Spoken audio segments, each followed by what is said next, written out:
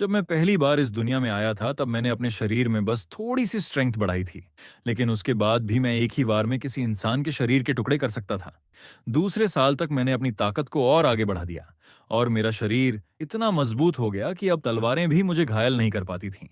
मैं नंगे हाथों से तलवार पकड़कर उसे लोहे की गेंद की तरह मोड़ देता था, जैसे वो कोई बड़ी बात ही ना हो। मेरी इसी खतरनाक ताकत की वजह से शहर में मुझे डेप्यूटी शेरिफ का पद मिल गया और मैं आराम से राज्य की सुरक्षा में जिंदगी जीने लगा। फिर तीसरे साल अचानक उत्तर में युद्ध छिड़ गया। हर तरफ बैंडिट्स हमला कर रहे थे। अच्छी बात यह थी कि मेरा कोई परिवार नहीं था, ना माता पिता ना कोई अपना। सरकार सबसे ज्यादा मेरे जैसे इंसान से डरती थी, एक ऐसा आदमी जिसके पास बेहिसाब ताकत हो और जिसे किसी चीज का डर ना हो। उन्हें डर था कि मैं भाग सकता हूं, लेकिन उससे भी ज्यादा डर था कि मैं उनके खिलाफ खड़ा हो जाऊं। इसलिए आखिर में उन्होंने मुझे कभी बैटलफील्ड पर भेजने की हिम्मत नहीं की। लेकिन मेरे चीफ ऑफ सिक्योरिटी की किस्मत इतनी अच्छी नहीं थी। युद्ध पर जाने से पहले उसकी आंखें आंसुओं से भरी हुई थीं जब उसने अपनी 10 साल की बेटी कुंगरान को मेरी देखभाल में सौंपा। हम में से किसी ने नहीं सोचा था कि वो विदाई हमेशा के लिए आखिरी मुलाकात बन जाएगी। उसके बाद मैं लगभग अजेय बन गया। आम लोग सिर्फ बैंडिट्स का नाम सुनकर कांप जाते थे, लेकिन मैं अकेला सिर्फ एक तलवार लेकर उनके इलाके में घुस गया। मैंने अकेले ही 20 से ज्यादा लोगों का कत्ल कर दिया और जब पुराने मेयर ने देखा कि मैंने क्या किया है, तो उसने खुद मुझे अपना उत्तराधिकारी चुन लिया। शहर के लोग मुझे किसी रक्षक देवता की तरह पूजने लगे। लेकिन एक समस्या थी जिसे मैं नजरअंदाज नहीं कर सकता था। जिन बैंडिट्स को मैंने मारा था उनमें से एक का भाई YFNG था। 2 साल पहले किस्मत से वो इमॉर्टल कल्टीवेशन सेक्ट में शामिल हो गया था। लोग कहते थे कि कल्टीवेटर्स अपने मरे हुए लोगों का बदला लेने के लिए कभी कल तक इंतजार नहीं करते। फिर भी एक बात मुझे सुकून देती थी, जो भी इमॉर्टल माउंटेन पर चढ़ जाता वो 20 साल तक वहां से बाहर नहीं आ सकता था। मैंने उंगलियों पर हिसाब लगाया और राहत की सांस ली। 20 साल बाद तब देखेंगे कौन किसे मारता है। 11वें साल तक जब मैंने स्ट्रेंथ के 10 पॉइंट्स जमा कर लिए, तब मैं एक मुक्के से हवा में वैक्यूम पैदा कर सकता था। तभी मुझे पहली बार एहसास हुआ कि मेरे शरीर में कुछ पूरी तरह असामान्य है। ऐसा लग रहा था जैसे किस्मत ने खुद मुझे चुना हो। फिर 13वें साल में एक साथ 2 खबरें आईं। बुरी खबर यह थी कि कुंगरान के पिता युद्ध में मारे गए थे। वो छोटी लड़की इतनी जोर से रोई कि मेरा दिल टूट गया। लेकिन हम उस दुख से बाहर भी नहीं निकल पाए थे कि पूरे शहर में एक और खबर फैल गई। सिंगचू पैलेस का एक इमॉर्टल मास्टर पहाड़ से नीचे उतरा था डिसाइपल्स भर्ती करने के लिए। उसने कहा कि इस शहर में डेस्टिनी का एक महान बेरर मौजूद है। शुरुआत में मुझे सच में लगा कि वो मेरे बारे में बात कर रहा है, लेकिन टेस्ट के बाद सच्चाई सामने आ गई। असली चाइल्ड ऑफ डेस्टिनी दरअसल SH कुंगरान थी। शुरुआत में उसने जाने से साफ मना कर दिया, क्योंकि वो बहुत पहले ही मेरे इटर्नल यूथ का राज जान चुकी थी। वो एक दिन मेरे बराबर खड़ी होना चाहती थी, इसलिए आखिरकार उसने इमॉर्टल सेक्ट की डिसाइपल बनने के लिए हामी भर दी, लेकिन सिर्फ एक शर्त पर कि वो मुझे भी अपने साथ ले जाए। दुर्भाग्य से सेक्ट ने मुझे पूरी तरह तुच्छ समझा। उन्होंने पहले मेरी हड्डियों की जांच की, फिर ठंडे चेहरे के साथ सिर्फ 4 शब्द बोले, अ रेबल विदाउट डेस्टिनी। उनके लिए मुझे सेक्ट में लाना सिर्फ एक बोझ था। मुझे गेट पर ही रिजेक्ट कर दिया गया। मुआवजे के तौर पर उन्होंने मुझे एक चीज चुनने की अनुमति दी। मैंने डिवाइन वेपन्स और अनमोल ट्रेजर्स को नजरअंदाज कर दिया और पूछा, क्या ऐसी कोई कल्टीवेशन टेक्निक है जो लाइफ स्पैन के बदले कल्टीवेशन पावर दे सके। सेट के लोग मुझे ऐसे घूरने लगे जैसे मैं पूरी तरह पागल हूं, लेकिन फिर भी उनमें से एक ने मेरी तरफ एक मैनुअल फेंक दिया। उस टेक्निक में लिखा था, गोल्डन एलिक्सर को कंडेंस करने के लिए 300 साल चाहिए, प्राइमोडियल इन्फेंट स्टेज तक पहुंचने के लिए 3000 साल, सेंट बनने के लिए 30,000 साल और ट्रू इमोर्टैलिटी हासिल करने के लिए 3 लाख साल। लेकिन जिसने मुझे सबसे ज्यादा चौंकाया वो ये था कि ये टेक्निक यूजर को अपनी लाइफ स्पैन 3 गुना जलाकर कल्टीवेशन स्पीड को 3 गुना बढ़ाने की इजाजत देती थी। जैसे ही मैंने उसे पढ़ा, मैं अपनी एक्साइटमेंट मुश्किल से दबा पाया। ऐसा लग रहा था जैसे ये टेक्निक खास मेरे लिए बनाई गई हो। जहां बाकी लोगों को 300 साल लगते, मुझे सिर्फ 100 साल चाहिए थे। उसके बाद समय इतनी तेजी से बीता कि पता ही नहीं चला और देखते ही देखते 10 साल और गुजर गए। आखिरकार बूढ़ा मेयर रिटायर हो गया और स्वाभाविक रूप से शहर का नया मेयर मैं बन गया। तब तक मेरा स्टेटस पैनल खुद एक डरावना मजाक बन चुका था। मेरे स्ट्रेंथ पॉइंट्स एक अविश्वसनीय स्तर तक पहुंच चुके थे और मेरे डेस्टिनी पॉइंट्स बढ़कर 6 हो गए थे। मैं आराम से पेड़ से एक पत्ता उंगलियों से तोड़कर 50 मीटर दूर ठोस चट्टान को आर पार कर सकता था। मेरी जबरदस्त डेस्टिनी के सहारे मेरी डेथ आर्ट अब ग्रेट आर्ट ऑफ डेथ में इवॉल्व हो चुकी थी। मेरी रेपुटेशन दूर दूर तक फैलने लगी और हर तरफ से मार्शल आर्टिस्ट्स मेरे पास आने लगे। ऐसे अनाथ जिनके पूरे क्लैन खत्म कर दिए गए थे, सेक्ट से निकाले गए अबैंडन्ड जीनियसेस, टूटे मेरिडियंस वाले क्रिपल्ड प्रोडिजीज। पहली नजर में वो सब किसी महान कहानी के चोजन हीरो लगते थे। वो दिन रात मेरे रेजिडेंस के बाहर घुटनों पर बैठे रहते और मुझसे डिसाइपल बनाने की भीख मांगते, लेकिन मैंने बिना एक पल सोचे हर किसी को ठुकरा दिया। क्या ये कोई मजाक था? इतनी कारमा, हेट्रेड और डेस्टिनी उठाए घूमने वाले लोग मेरी जिंदगी में सिर्फ मुसीबतें ही लाते। ऐसे एक भी डिसाइपल को स्वीकार करने का मतलब था आने वाले दशकों तक डिजास्टर्स को न्योता देना। लेकिन वो लोग जाने को तैयार ही नहीं थे। आखिर में सबने शहर में ही बसना शुरू कर दिया और धीरे धीरे गैंगटुंग का शांत शहर एक छोटे मार्शल वर्ल्ड में बदल गया। फिर एक दिन किसी ने मेरी असली ताकत परखने के लिए मेरे इलाके में गैंग कॉन्फ्लिक्ट शुरू करवा दिया। उस समय मैं आराम से एक टी हाउस के अंदर बैठा था। मैंने खड़े होने की भी जरूरत नहीं समझी। बस अपनी उंगली चाय के कप में डुबोई और पानी की एक बूंद आगे उछाल दी। वो छोटी सी बूंद कैनन बॉल की तरह निकली और उस आदमी को दर्जनों मीटर दूर उड़ा दिया, जबकि उसके पीछे आधी सड़क विस्फोट से टूट गई। भीड़ का चेहरा डर से सफेद पड़ गया। उस घटना के बाद सारी परेशानी तुरंत खत्म हो गई और बाद में माफिया लीडर खुद मेरे पास माफी मांगने आया। उसे डर था कि मैं ताकत का संतुलन बिगाड़ दूंगा और पूरे इलाके की व्यवस्था पलट दूंगा। लेकिन सच कहूं तो मुझे मॉर्टल अफेयर्स में कभी कोई दिलचस्पी नहीं थी। जब तक इमॉर्टल्स इस दुनिया में नहीं उतरते मैं हमेशा चुपचाप छिपकर रह सकता था। यही मेरा रास्ता था। लेकिन कुछ समय बाद इस दुनिया की शांति बनाए रखने वाली सील अचानक टूटने लगी और अंडरवर्ल्ड के डीमंस ने डमिंग किंगडम पर हमला कर दिया। खुद क्राउन प्रिंस और उसकी बड़ी बहन प्रिंसेस लिरुइन मेरे पास मदद मांगने आए। आखिरकार मैंने उनकी बात सुनने के लिए हामी भर दी और तभी पहली बार मुझे इस दुनिया की सच्चाई पता चली। ये जगह सिर्फ मॉर्टल रेल्म थी, जबकि असली कल्टीवेशन वर्ल्ड स्पिरिट रेल्म में मौजूद था। अगर स्पिरिट रेल्म के कल्टीवेटर्स जबरदस्ती मॉर्टल वर्ल्ड में उतरते तो खुद हेवन उन्हें सप्रेस कर देता था। इसी वजह से इमॉर्टल्स बहुत कम नीचे आते थे। जैसे ही मैंने ये सुना मुझे अचानक सब समझ आ गया और बहुत लंबे समय बाद मुझे सच्ची खुशी महसूस हुई। इसका मतलब था कि इस दुनिया में वास्तव में इतने ज्यादा ताकतवर लोग हैं ही नहीं। अगर मैं हजारों साल तक छिपा रहा तो देर सवेर में पूरी तरह इनविंसिबल बन जाऊंगा। और जहां तक अभी बाहर जाकर लड़ाई करने की बात थी, मैंने उसी समय फैसला कर लिया कि मैं भाग जाऊंगा।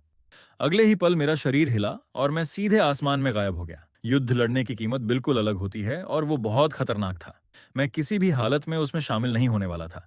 लेकिन कुछ दिनों बाद अचानक पूरे शहर में सूखी और बुरी तरह विकृत लाशें मिलने लगीं। बिल्कुल यही घटना दशकों पहले भी हुई थी और मुझे याद था कि तब मंक यिन युन इसकी जांच करते हुए गायब हो गया था। आखिर में जो वापस लौटा वो सिर्फ उसकी लाश और एक सुसाइड लेटर था।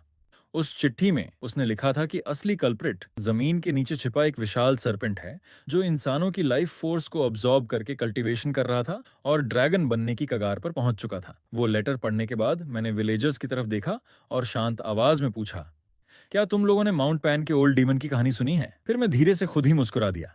वो तथाकथित ओल्ड डीमन मैं ही था। उसी रात मैं अकेला पहाड़ की तरफ निकल गया। मेरे सामने सरपेंट की पूंछ जैसी दिखने वाली विशाल माउंटेन रेंज खड़ी थी। उस समय मेरी स्ट्रेंथ 25 पॉइंट्स तक पहुंच चुकी थी। मैंने धीरे से अपना दायां मुक्का उठाया और एक पंच मारा। अगले ही पल पहाड़ टूट गया, धरती कांप उठी और पूरी माउंटेन रेंज मेरे वार से चकनाचूर हो गई। टूटे पत्थरों के बीच कई दर्जन मीटर लंबा एक विशाल सरपेंट दर्द से तड़प रहा था। वो गुस्से से दहाड़ा, मुझे ड्रैगन बनने के लिए सिर्फ 100 और इंसान चाहिए थे। मेरी इमॉर्टैलिटी का रास्ता रोककर क्या तुम्हें हेवनली पनिशमेंट का डर नहीं है? मैंने शांत नजरों से उसे देखा और कहा, सॉरी, लेकिन मैं इस दुनिया का नहीं हूं। यह भी जरूरी नहीं कि तुम्हारा लोकल हेवन मुझ पर अधिकार रखता हो। फिर मैंने दूसरा मुक्का मारा और उसी जगह उस सरपेंट को खत्म कर दिया। हैरानी की बात यह थी कि 7 क्लाउड्स की मदद से मैं उसके शरीर से ड्रैगन एनर्जी का एक हिस्सा निकालने में सफल हो गया और मैंने लॉन्ग रेंज अटैक टेक्निक्स भी सीख ली।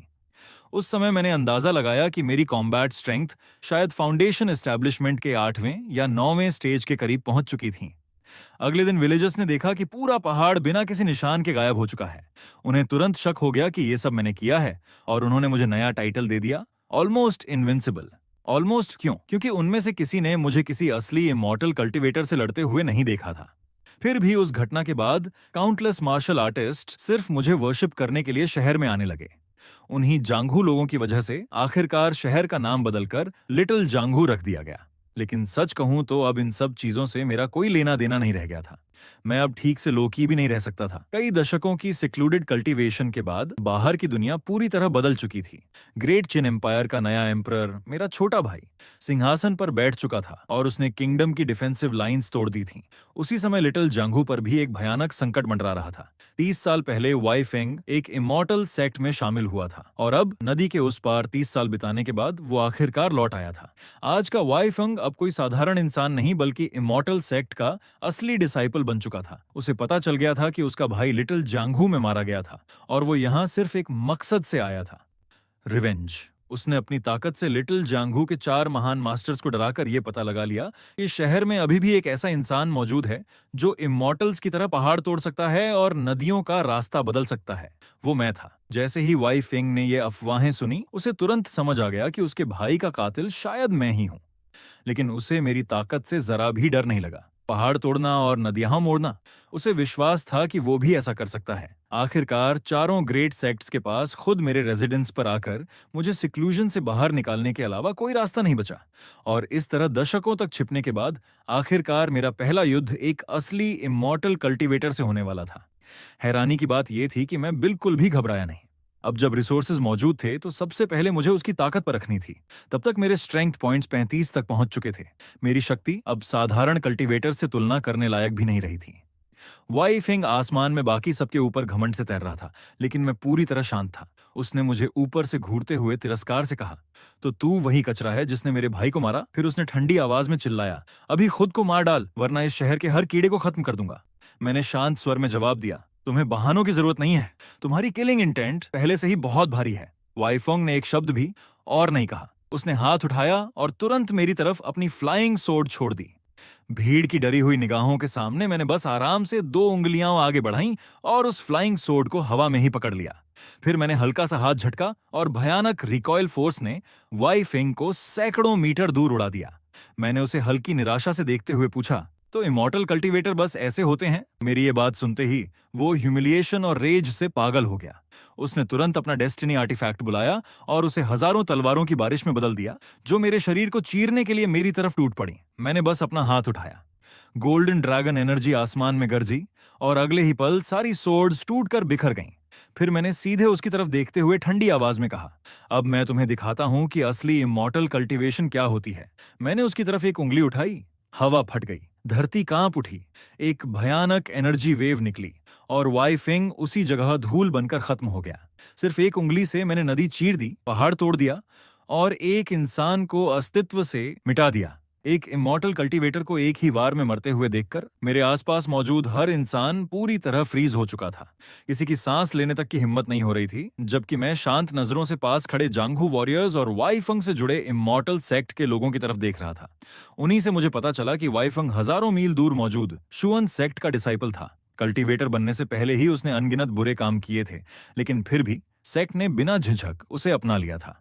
और मेरी बात करें तो ग्रेट किन में मैं अकेला कल्टीवेटर था जिसने हमेशा मॉर्टल वर्ल्ड में रहने का फैसला किया था। अफवाहें कहती थीं कि एम्पायर का सबसे ताकतवर कल्टीवेटर लगभग 100 साल पहले क्लोज डोर डेथ कल्टीवेशन में चला गया था।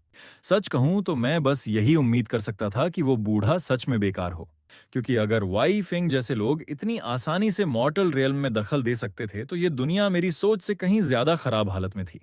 मैं कभी अच्छा इंसान नहीं था, लेकिन कुछ चीजें ऐसी थीं जिन्हें मैं भी बर्दाश्त नहीं कर सकता था। उसके बाद जिंदगी धीरे धीरे फिर शांत होने लगी। चारों सेक्ट लीडर्स ने मेरे पुराने टूटे फूटे घर को रेनोवेट करवाने की पेशकश की, लेकिन मैंने सबको मना कर दिया। 80 साल गुजर चुके थे, मेरे सारे पुराने दोस्त बहुत पहले मर चुके थे और अब सिर्फ वही पुराना घर था जिसमें अतीत की कुछ यादें बाकी थीं। कुछ चीजों को वैसा ही रहने देना बेहतर होता है। ज्यादा समय नहीं बीता था कि मेरा एक पुराना परिचित मुझसे मिलने आया, जस्टिस ब्यूरो का वही ऑफिसर। पहले उसके अंदर युवा जोश और एम्बिशन भरा रहता था, लेकिन अब उसके सारे बाल सफेद हो चुके थे। उसे देखकर मैंने धीरे से सांस छोड़ी। इतना लड़ने के बाद भी अभी तक सब खत्म नहीं हुआ। पुराना एम्परर मर चुका था और नया युवा रूलर सिंहासन पर बैठ गया था, जिससे पूरा इंपीरियल कोर्ट केओस में डूब गया था। पहली डिफेंसिव लाइन पहले ही टूट चुकी थी और अब सब कुछ एल्डेस्ट प्रिंसेस के ऊपर टिका था, जो खुद सेना की कमान संभालकर बड़ी मुश्किल से दूसरी डिफेंसिव लाइन को बचाए हुए थी। बूढ़े आदमी ने थकी हुई आंखों से मेरी तरफ देखा और बोला, मास्टर, ग्रेट चिन के पास अब कोई जनरल्स नहीं बचे। हम इमॉर्टल सेक्ट्स पर भी भरोसा नहीं कर सकते। इस वक्त सिर्फ आप ही ग्रेट चिन को बचा सकते हैं। मैंने हल्का सा भौहें सिकोड़ते हुए पूछा, एल्डेस्ट प्रिंसेस खुद सेना चला रही है, क्या ग्रेट चिन में अब कोई आदमी नहीं बचा? एक औरत को युद्ध में क्यों जाना पड़ रहा है? मैं उसे मना करने ही वाला था, लेकिन अचानक मेरी बात बीच में ही रुक गई। बूढ़े ने मेरे चेहरे की बेरुखी देखकर दांत भींचे और बोला, भले ही एल्डेस्ट प्रिंसेस एक महिला है, लेकिन उसके अंदर फाउंडिंग एम्परर की आत्मा है। उसने कहा है कि अगर ग्रेट चिन गिर गया तो इस दुनिया के लोग नॉर्दर्न एनिमीज के लिए सिर्फ लाइव स्टॉक बनकर रह जाएंगे। मास्टर, क्या आप भी इसी मॉर्टल वर्ल्ड से नहीं आए? क्या आप सच में ये सब होते देख सकते हैं? मैं कुछ देर चुप रहा। ग्रेट चिन का हर जनरल युद्ध में मर चुका था, लेकिन एक अकेली औरत अब भी जान लगाकर मोर्चा संभाले हुए थी। सच कहूं तो ये वाकई थोड़ा शर्मनाक था। बूढ़े ने तुरंत कहा, अगर मास्टर मदद करने को तैयार हो जाए तो ये युद्ध निश्चित रूप से शांत हो जाएगा। मैंने झुंझलाकर हाथ हिलाया और कहा, बस करो, इतनी खुशामद मत करो। बैटलफील्ड कहाँ है? बूढ़ा जल्दी से बोला, हैंगिया पास, यहाँ से 3000 एली दूर। मैंने चुपचाप अपनी स्ट्रॉ हैट पहन ली। 3000 लाई, वो अभी कम से कम सुरक्षित लौट आई है। कहना ही चाहता था कि अचानक कमरे के अंदर भयानक तूफानी हवा फट पड़ी। हवा इतनी तेज थी कि बूढ़ा अपनी आंखें तक नहीं खोल पा रहा था। जब उसने दोबारा देखा, मैं पहले ही गायब हो चुका था। उसके पैरों के नीचे नीले पत्थर की जमीन में सिर्फ 2 गहरे फुटप्रिंट्स बचे थे। उसी समय 3000 एली दूर हंग्या पास के बैटलफील्ड पर डूबता हुआ सूरज पूरे आसमान को खून जैसा लाल बना रहा था। ग्रेट चिन का आखिरी डिफेंसिव फोर्ट्रेस टूटने की कगार पर था। दीवारों पर लाशें बिखरी थीं और फटे हुए ड्रैगन बैनर के नीचे एल्डेस्ट प्रिंसेस लियू रुयांग खड़ी थीं। उसकी सिल्वर आर्मर पूरी तरह खून से लाल हो चुकी थी और वो टूटी हुई तलवार का सहारा लेकर भारी सांसें ले रही थी। वो अपनी जान देकर ग्रेट चिन की आखिरी डिग्निटी बचा रही थी। पास के बाहर काले बादल शहर के ऊपर छाए हुए थे और लाखों नॉर्दर्न सोल्जर्स हमला किए बिना इंतजार कर रहे थे। वजह बहुत सीधी थी। उनके ऊपर आसमान में सफेद रोब्स पहने एक बूढ़ा आदमी तैर रहा था। वो एक विशाल सफेद बोन आर्टिफैक्ट पर खड़ा था और उसके हाथ में 10,000 सोल्स बैनर था जिसमें अनगिनत चीखती हुई आत्माएं भरी थीं।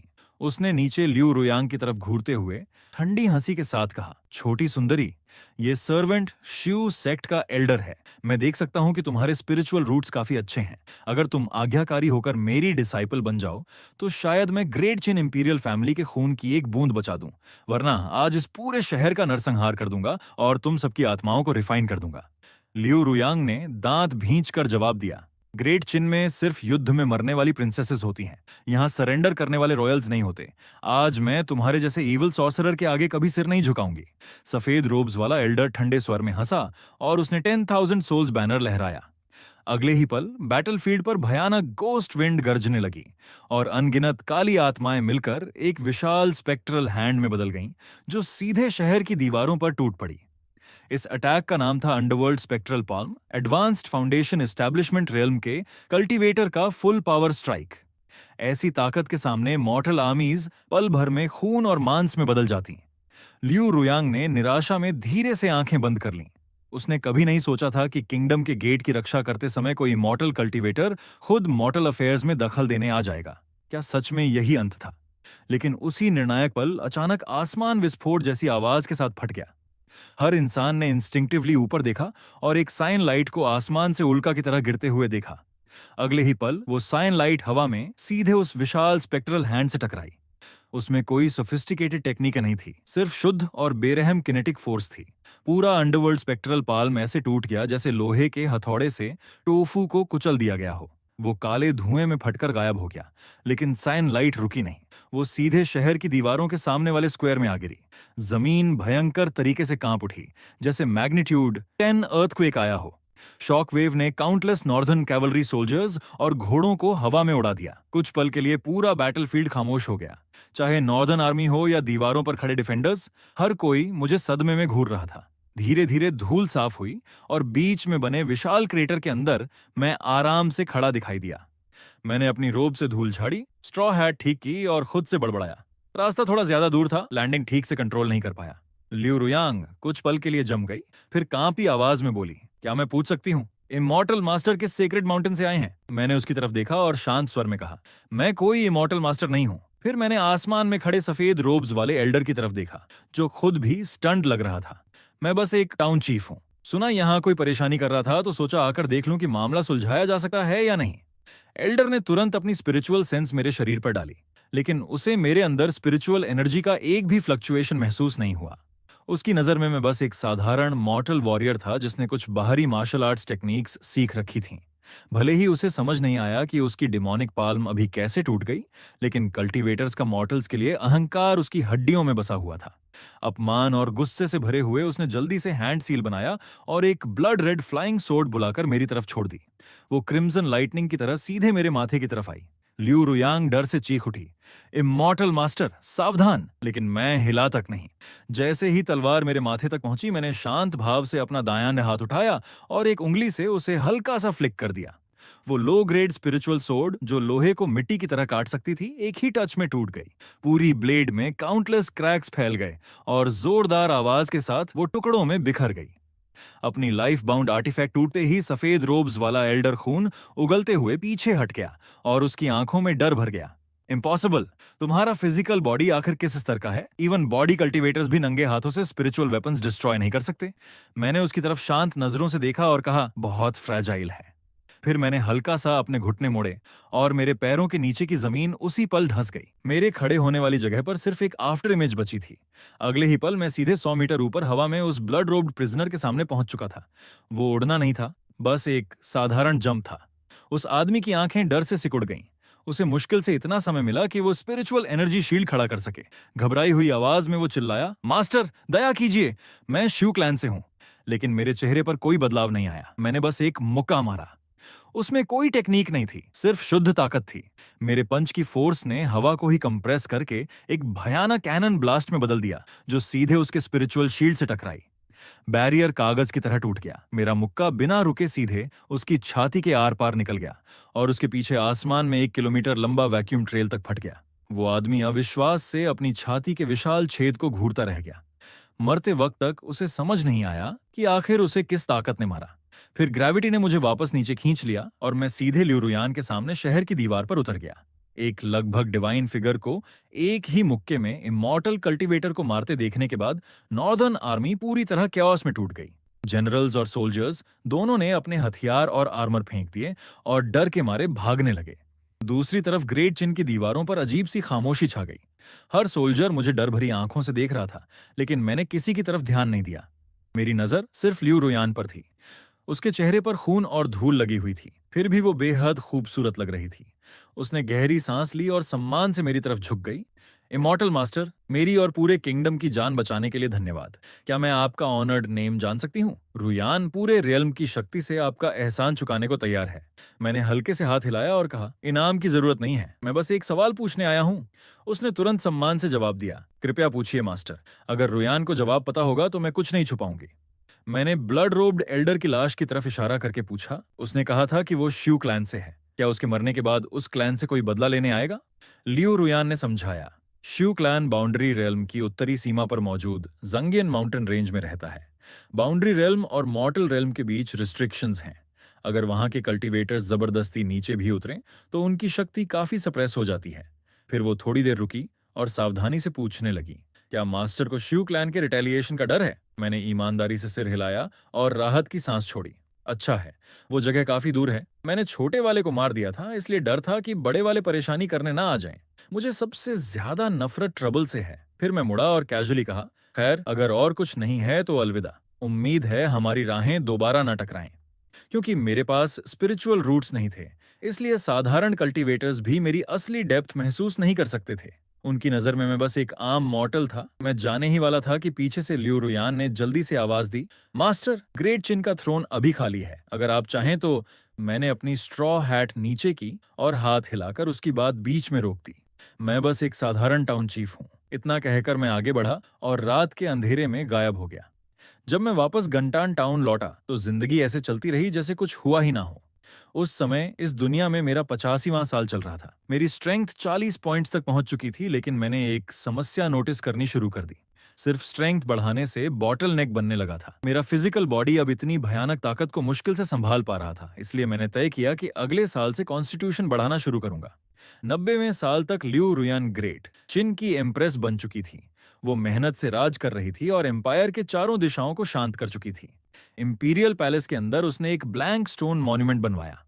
हर महीने की पहली और 15वीं तारीख को वो खुद वहां जाकर सम्मान प्रकट करती थी। बहुत कम लोग जानते थे कि वो किसी का इंतजार कर रही थी। दूसरी तरफ मैं शहर के पास छोटे पॉन्ड के किनारे बैठकर फिशिंग में दिन बिताता था। उन 10 सालों में मैंने कॉन्स्टिट्यूशन और वाइटैलिटी में 5 पॉइंट्स जोड़ दिए। मेरा शरीर अब टॉप ग्रेड स्पिरिचुअल एनर्जी जितना कठोर हो चुका था। अब अगर कोई गोल्डन कोर कल्टीवेटर मुझ पर सीधे हमला भी करे तो शायद वो सिर्फ मेरी स्किन को स्क्रैच ही कर पाए। फिर 95वें साल में मुझे गलती से एक जांघू मार्शल आर्टिस्ट से फ्रैगमेंटेड मैप मिला। उस मैप में स्पिरिट रेल्म जाने वाले टेलीपोर्टेशन पोर्टल की लोकेशन मार्क्ड थी। मैंने उसे एक बार देखा और कैजुअली एक किताब में दबाकर टेढ़ी टेबल को सीधा करने के लिए इस्तेमाल कर लिया। स्पिरिट रेल्म जाना, क्या मजाक था। वहां golden core cultivators stray dogs जितने आम थे और नासेंट सोल एक्सपर्ट्स सड़कों पर घूमते थे। यहाँ मॉर्टल वर्ल्ड में मैं आराम से शहर के किनारे एक इनविंसिबल एंसेस्टर की तरह रह सकता था, लेकिन स्पिरिट रेल्म में शायद मैं किसी ऐसी चींटी बन जाता जिसे कोई भी उंगली से कुचल दे। फिर मैं वहां जाने की सोचता भी क्यों। मुझे खुद एहसास नहीं था कि अब सिर्फ मेरा फिजिकल बॉडी ही नासेंट सोल कल्टीवेटर को सप्रेस करने के लिए काफी था। 100वें साल तक गंटान टाउन के पुराने लोग धीरे धीरे एक एक करके मरने लगे। मैं शहर का सबसे बूढ़ा इंसान बन चुका था, लेकिन मेरा चेहरा अब भी 20 साल के युवक जैसा दिखता था। लोगों को डराने से बचने के लिए मैंने डिस्गाइज टेक्निक्स इस्तेमाल करके नकली मूछें लगा लीं और खुद को मिडिल एज्ड आदमी की तरह दिखाने लगा। फिर एक दिन लग्जूरियस रोब्स पहने एक खूबसूरत नोबल वुमन शहर में आई। मैंने उसे तुरंत पहचान लिया। वो लियू रोयान थी। हमारी पिछली मुलाकात को 20 साल गुजर चुके थे और अब समय ने आखिर उसके चेहरे पर निशान छोड़ दिए थे। वो जानती थी कि मुझे ट्रबल पसंद नहीं, इसलिए उन पूरे 20 सालों में उसने कभी मुझे ढूंढने की कोशिश नहीं की। लेकिन अब थ्रोन छोड़ने के बाद वो अकेले यहाँ चली आई थी। उसने मुझे शांत नजरों से देखा और धीरे से पूछा, मास्टर, क्या रोयान एक कप टी पी सकती है? मैंने शांत स्वर में सिर हिलाया। अंदर आ जाओ, अभी अभी बनाई है। उसने कभी ये बात नहीं छेड़ी कि मैंने एक बार किंगडम बचाया था, और मैंने भी उस पंच का जिक्र नहीं किया जिसने धरती हिला दी थी। उसकी जगह हम पुराने दोस्तों की तरह साधारण बातें करते रहे, जैसे इस साल की हार्वेस्ट या पड़ोस वाले वैंग फैमिली की कैट। उस पल वो इम्प्रेस नहीं थी जिसने एक युग पर राज किया था, और मैं भी कोई हिडन एक्सपर्ट होने का नाटक नहीं कर रहा था। हम बस दो लोग थे जिनकी राहें इस मॉर्टल वर्ल्ड में थोड़ी देर के लिए मिली थीं। आखिरकार लियू रुयान हमेशा के लिए गंटान टाउन में बस गई। उसने मेरे घर के बगल में एक छोटा कोर्टयार्ड खरीद लिया। हर दिन वो फूल और पौधे उगाती और कभी कभी मेरे साथ चाय पीने आ जाती। उसने कभी मेरी कल्टीवेशन के बारे में नहीं पूछा, और बिना बोले हुई सहमति की तरह मैंने भी पैलेस वाले दिन का जिक्र कभी नहीं किया। टाउन्स पीपल अक्सर कहते थे कि पुराने मेयर के सूखे आयरन ट्री में आखिर फूल खिल ही गया, और अब वो अपनी बाकी जिंदगी किसी के साथ बिताएगा। जब भी मैं ये बातें सुनता बस मुस्कुरा देता, क्योंकि मैं जानता था कि एक मॉर्टल की बाकी जिंदगी बहुत छोटी होती है। 115वें साल तक मेरी स्ट्रेंथ 50 पॉइंट्स तक पहुंच चुकी थी, जबकि कॉन्स्टिट्यूशन 20 पॉइंट्स हो गया था। मेरे फिजिकल बॉडी की डेंसिटी अब डरावनी हो चुकी थी। अब तो चलने के लिए भी मुझे अपनी ताकत को ध्यान से कंट्रोल करना पड़ता था। फिर एक दिन भारी बर्फबारी वाली सर्दी आई। उस दिन पड़ोस का कोर्टयार्ड असामान्य रूप से शांत था। मैंने धीरे से दरवाजा खोला और देखा कि लियू रुयान रॉकिंग चेयर पर लेटी हुई थी। उसके बाल पूरी तरह चांदी जैसे सफेद हो चुके थे, और उसके शरीर पर मोटा फॉक्स फर लिपटा था, वही फर जो उसने हमारी पहली मुलाकात में पहना था। अब वो भी समय के साथ पुराना पड़ चुका था। उसने शांत आंखों से मेरी तरफ देखा। उसकी धुंधली आंखों में शर्म और संतोष की हल्की झलक थी, जैसे वो फिर से एक जवान लड़की बन गई हो। मास्टर, मैं 15 साल से आपकी चाय पी रही हूं। अब रुयन को कोई पछतावा नहीं है। कांपते हाथों से उसने अपनी रोब से एक गर्म जेड टोकन निकाला। ये चिन इंपीरियल फैमिली की सबसे बड़ी सीक्रेट मेडिसिन है। उस समय मैंने सिर्फ ग्रेट चिन के लिए किंगडम के गेट्स की रक्षा नहीं की थी। मैंने ये इसलिए भी किया क्योंकि मुझे पता था कि आपको ट्रबल से नफरत है। जब तक ग्रेट चिन मौजूद था, वो अज्ञानी लोग कभी गंटान को परेशान करने की हिम्मत नहीं करते। उसकी सांसें धीरे धीरे कमजोर होने लगीं। आज मुझे जाना होगा।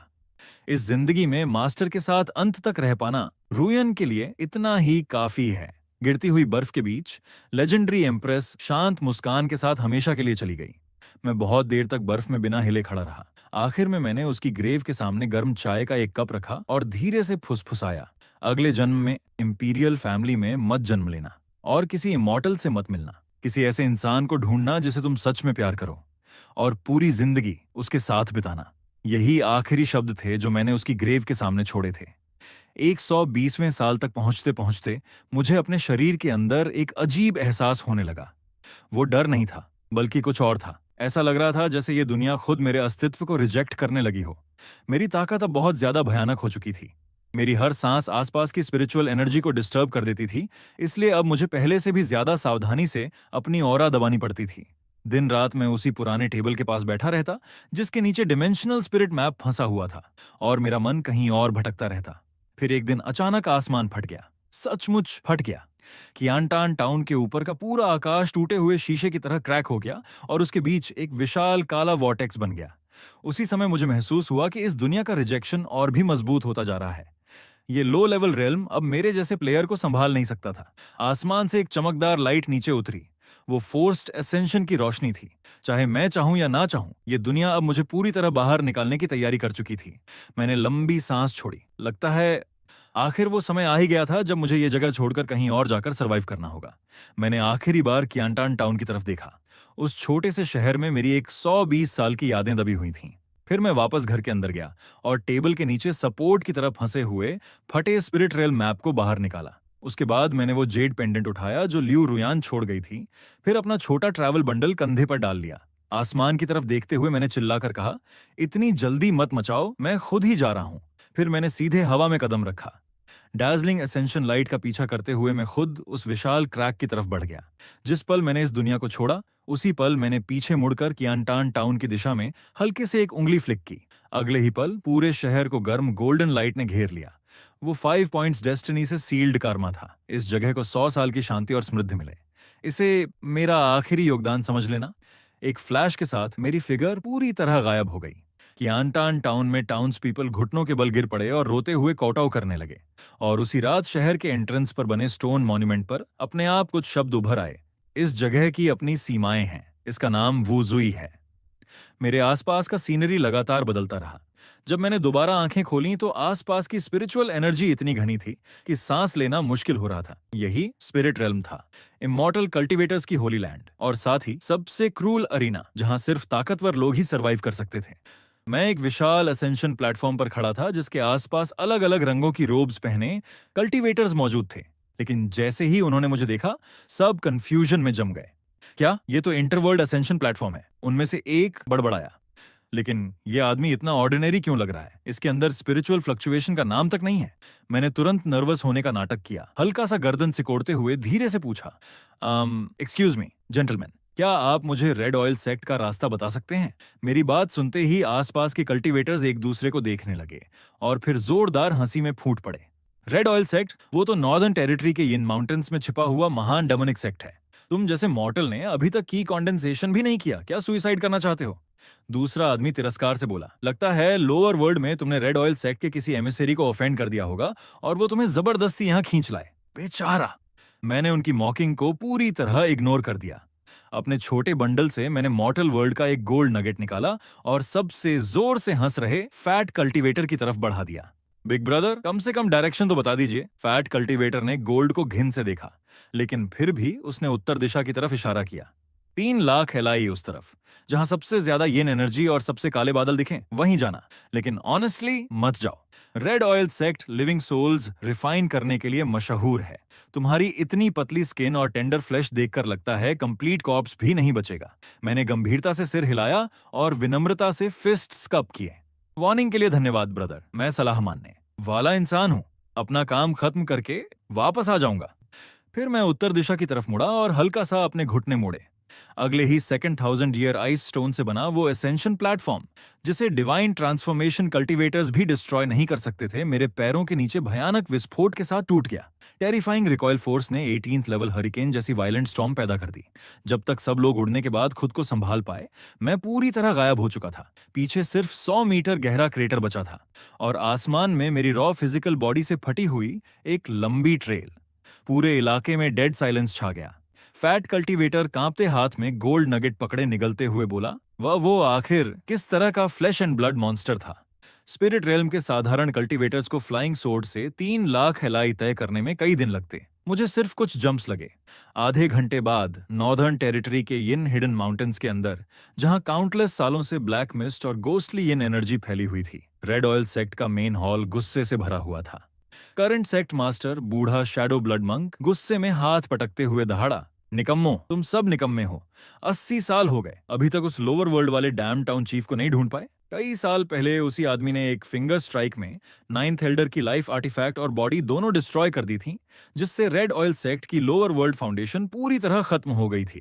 अगर इस वेंजेंस का बदला नहीं लिया गया, बूढ़ा मंक गुर्राया, तो हमारी सेक्ट की ऑनर कहां बचेगी? नीचे घुटनों पर बैठे एल्डर्स डर से कांप रहे थे। आखिर ग्रेट एल्डर ने हिम्मत जुटाकर कहा, सेक्ट मास्टर, उस आदमी ने लोअर वर्ल्ड को बहुत हेविली सप्रेस कर रखा था। फाउंडेशन एस्टैब्लिशमेंट से ऊपर भेजे गए डिसाइपल्स हेवनली लाइटनिंग से मारे गए। हम उसका ट्रेस ही नहीं कर पाए। शैडो ब्लड मंक का चेहरा और काला पड़ता गया। उसका गुस्सा फटने ही वाला था, लेकिन तभी ओवरवेलमिंग डिस्ट्रक्टिव फोर्स से भरी डार्जलिंग सियान लाइट आसमान से सीधे मेन हॉल के सामने व्हाइट जेड प्लाजा पर आ गिरी।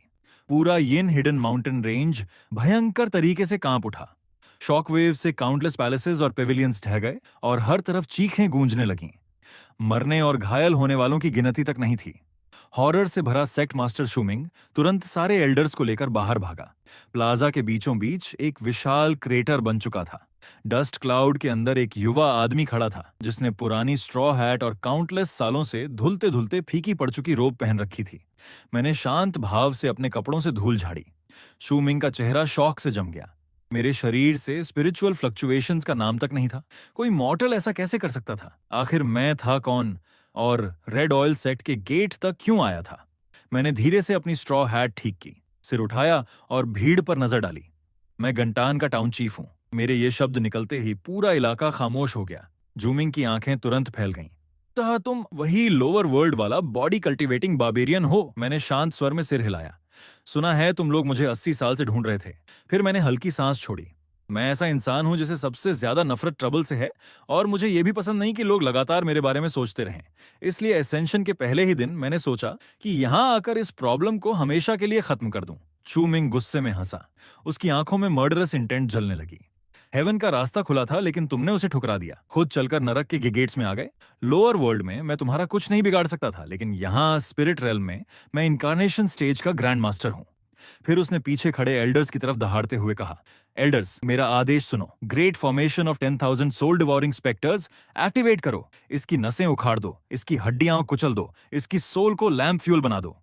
उसकी आवाज पूरी तरह खत्म भी नहीं हुई थी कि दर्जनों कोर फॉर्मेशन एल्डर्स ने एक साथ इनकैंटेशंस चांट करना शुरू कर दिया। एंडलेस ब्लैक मिस्ट अरबों रेजर शार्प ब्लेड्स में बदल गई और सीधे मेरी तरफ टूट पड़ी। वो हमला बिल्कुल ऐसे बढ़ रहा था जैसे अंधेरा खुद आसमान और सूरज को निगल रहा हो। मेरे सामने इनकारनेशन रियल्म ग्रैंड मास्टर और पूरे डिमोनिक सेक्ट की कंबाइंड फुल पावर अटैक थी, लेकिन मैंने डॉज करने की कोशिश तक नहीं की। मैंने बस गहरी सांस ली, धीरे से अपना दायां हाथ उठाया और मुट्ठी बांध ली। Strength 50 points, fortune 11 points, activating void detonation. फिर मैंने एक पंच मारा। उसमें कोई स्पिरिचुअल ग्लो नहीं था, कोई लॉ फ्लक्चुएशन नहीं, कोई मिस्टिकल फिनोमेनॉन नहीं, सिर्फ शुद्ध फिजिकल डिस्ट्रक्टिव पावर। मेरे मुक्के की अनइमेजिनेबल फोर्स ने हवा को उसकी एब्सोल्यूट लिमिट तक कंप्रेस कर दिया और फिर वो हिंसक तरीके से एक्सप्लोड हुई। एक कान फाड़ देने वाला ब्लास्ट गूंजा और सफेद शॉकवेव पंखे की तरफ फैलती हुई आगे बढ़ी, रास्ते में आने वाली हर चीज को मिटाती हुई। Great formation of 10,000 soul devouring specters उसी पल टूट गई। एंडलेस ब्लैक ब्लेड्स अस्तित्व से गायब हो गए और वो कोर फॉर्मेशन एल्डर्स चीखने तक का समय नहीं पा सके। मेरे पंच से निकले फ्यूरियस हरिकेन ने उनके शरीरों को ब्लड मिस्ट में बदल दिया। शॉकवेव बिना रुके आगे बढ़ती रही और सीधे सेक्ट मास्टर चूमिंग की तरफ जा टकराई। उस एक पंच के बाद हवा तक रुक गई। रेड ऑयल सेक्ट की मेन पीक पूरी तरह गायब हो चुकी थी। उसकी जगह सिर्फ एक विशाल कैनियन बचा था जो सैकड़ों एली दूर तक फैला हुआ था, बॉटमलेस और खामोश। मैंने शांत भाव से मुड़कर उसी रास्ते से पहाड़ से नीचे उतरना शुरू कर दिया जिस रास्ते आया था। स्पिरिट रेल्म में असेंशन लेने से लेकर रेड ऑयल सेक्ट को खत्म करने तक सिर्फ 1 घंटा बीता था। उस पल लोअर वर्ल्ड से जुड़ी सारी कार्मिक कनेक्शंस आखिरकार टूट चुकी थीं। अब कोई मुझे ढूंढने नहीं आएगा। मैंने अपनी ठोड़ी सहलाते हुए आगे की जिंदगी के बारे में सोचना शुरू किया। स्पिरिट रेल्म की स्पिरिचुअल एनर्जी इतनी डेंस है, यहाँ हाइबरनेटिंग टर्टल टेक्निक का इफेक्ट कम से कम डबल होना चाहिए। फिर मैंने स्ट्रॉ हैट के नीचे हल्की मुस्कान दी। सबसे पहले किसी माउंटेन्स और रिवर्स के बीच छिपे छोटे मॉर्टल टाउन को ढूंढूंगा। फिर 10,000 साल और छिपकर रहूंगा। जब हर एट्रीब्यूट 10,000 पॉइंट्स तक पहुंच जाएगा, मैंने स्ट्रॉ हैट और नीचे खींची और धीरे से खुद पर हंस पड़ा। तब शायद मैं सच में पूरी तरह इनविंसिबल बन जाऊंगा, है ना? असेंशन प्लेटफॉर्म पर हुई डिस्टर्बेंस सिर्फ आधे दिन में आसपास के 17 शहरों तक फैल गई। 3 दिन बाद रेड ऑयल सेक्ट के अनाइलेशन की खबर पूरे नॉर्दर्न रीजन में प्लेग की तरह फैल चुकी थी। लेकिन अजीब बात यह थी कि किसी ने भी उन दोनों घटनाओं को आपस में कनेक्ट नहीं किया। कोई विश्वास ही नहीं कर सकता था कि लोअर वर्ल्ड से अभी अभी असेंशन लेने वाला कोई मॉर्टल 1 घंटे से कम समय में 3,000 साल पुराने डिमोनिक सेक्ट को डिस्ट्रॉय कर सकता है। और यह बात मुझे बेहद पसंद आई। जितना कम अटेंशन लोग मुझ पर दें उतना बेहतर। कंगन माउंटेन रेंज छोड़ने के बाद मैंने जानबूझकर अपनी गति धीमी कर दी। ये अब स्पिरिट रेल्म था, लोअर वर्ल्ड नहीं।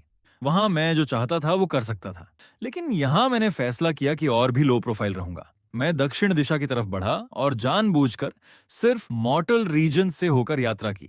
7 दिन बाद मैं विंड ब्रिज टाउन नाम की एक छोटी जगह पर रुका। वो टाउन पहाड़ों के सहारे नदी के किनारे बसा था, बड़े सेक्ट्स से बहुत दूर और वेस्टर्न टेरिटरी के करीब। ज्यादातर लोग हंटर्स, हर्ब गैदरर्स या ट्रैवलिंग मर्चेंट्स थे। सबसे जरूरी बात, टाउन छोटा था, और छोटे टाउन्स का मतलब होता है कम ट्रबल।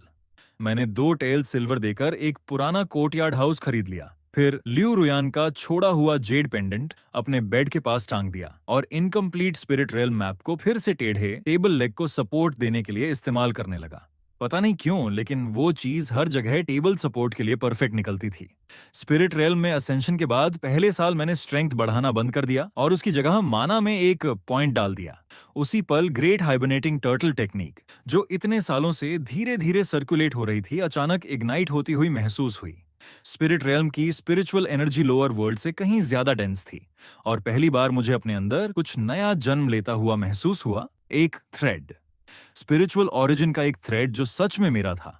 वो बेहद कमजोर था, इतना कमजोर कि शायद कोई की रिफाइनिंग कल्टीवेटर उसे नोटिस भी ना करे।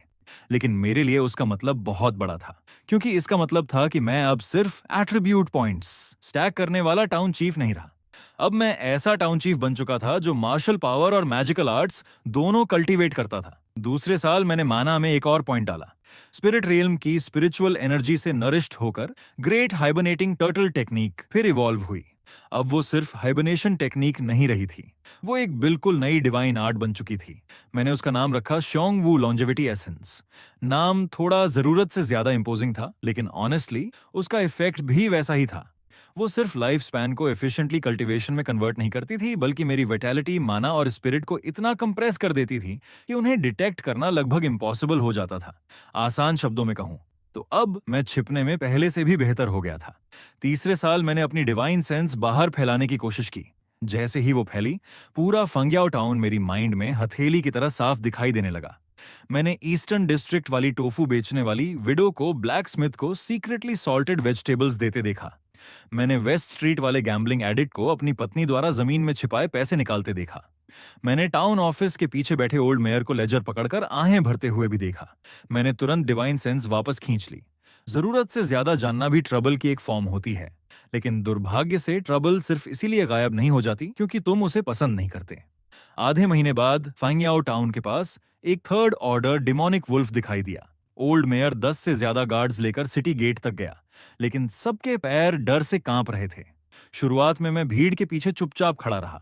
मेरा इंटरफियर करने का कोई इरादा नहीं था, लेकिन पूरी दुनिया में से उस डिमोनिक वुल्फ ने मेरी कोर्टयार्ड वॉल ही चुन ली।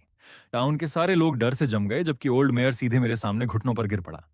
मैंने तुरंत उसे उठाया और गंभीरता से समझाया कि मैं बस एक पासिंग ट्रैवलर हूं। लेकिन अगले ही सुबह विलेजर्स खुद एक जायंट प्लाक चमकी उठाकर मेरे घर ले आए और एंट्रेंस ब्लॉक कर दिया। प्लाक पर 5 बड़े गोल्डन कैरेक्टर्स लिखे थे, we beg you to become our mayor. मैं दरवाजे पर खड़ा उन पेनफुली फेमिलियर वर्ड्स को चुपचाप घूरता रह गया।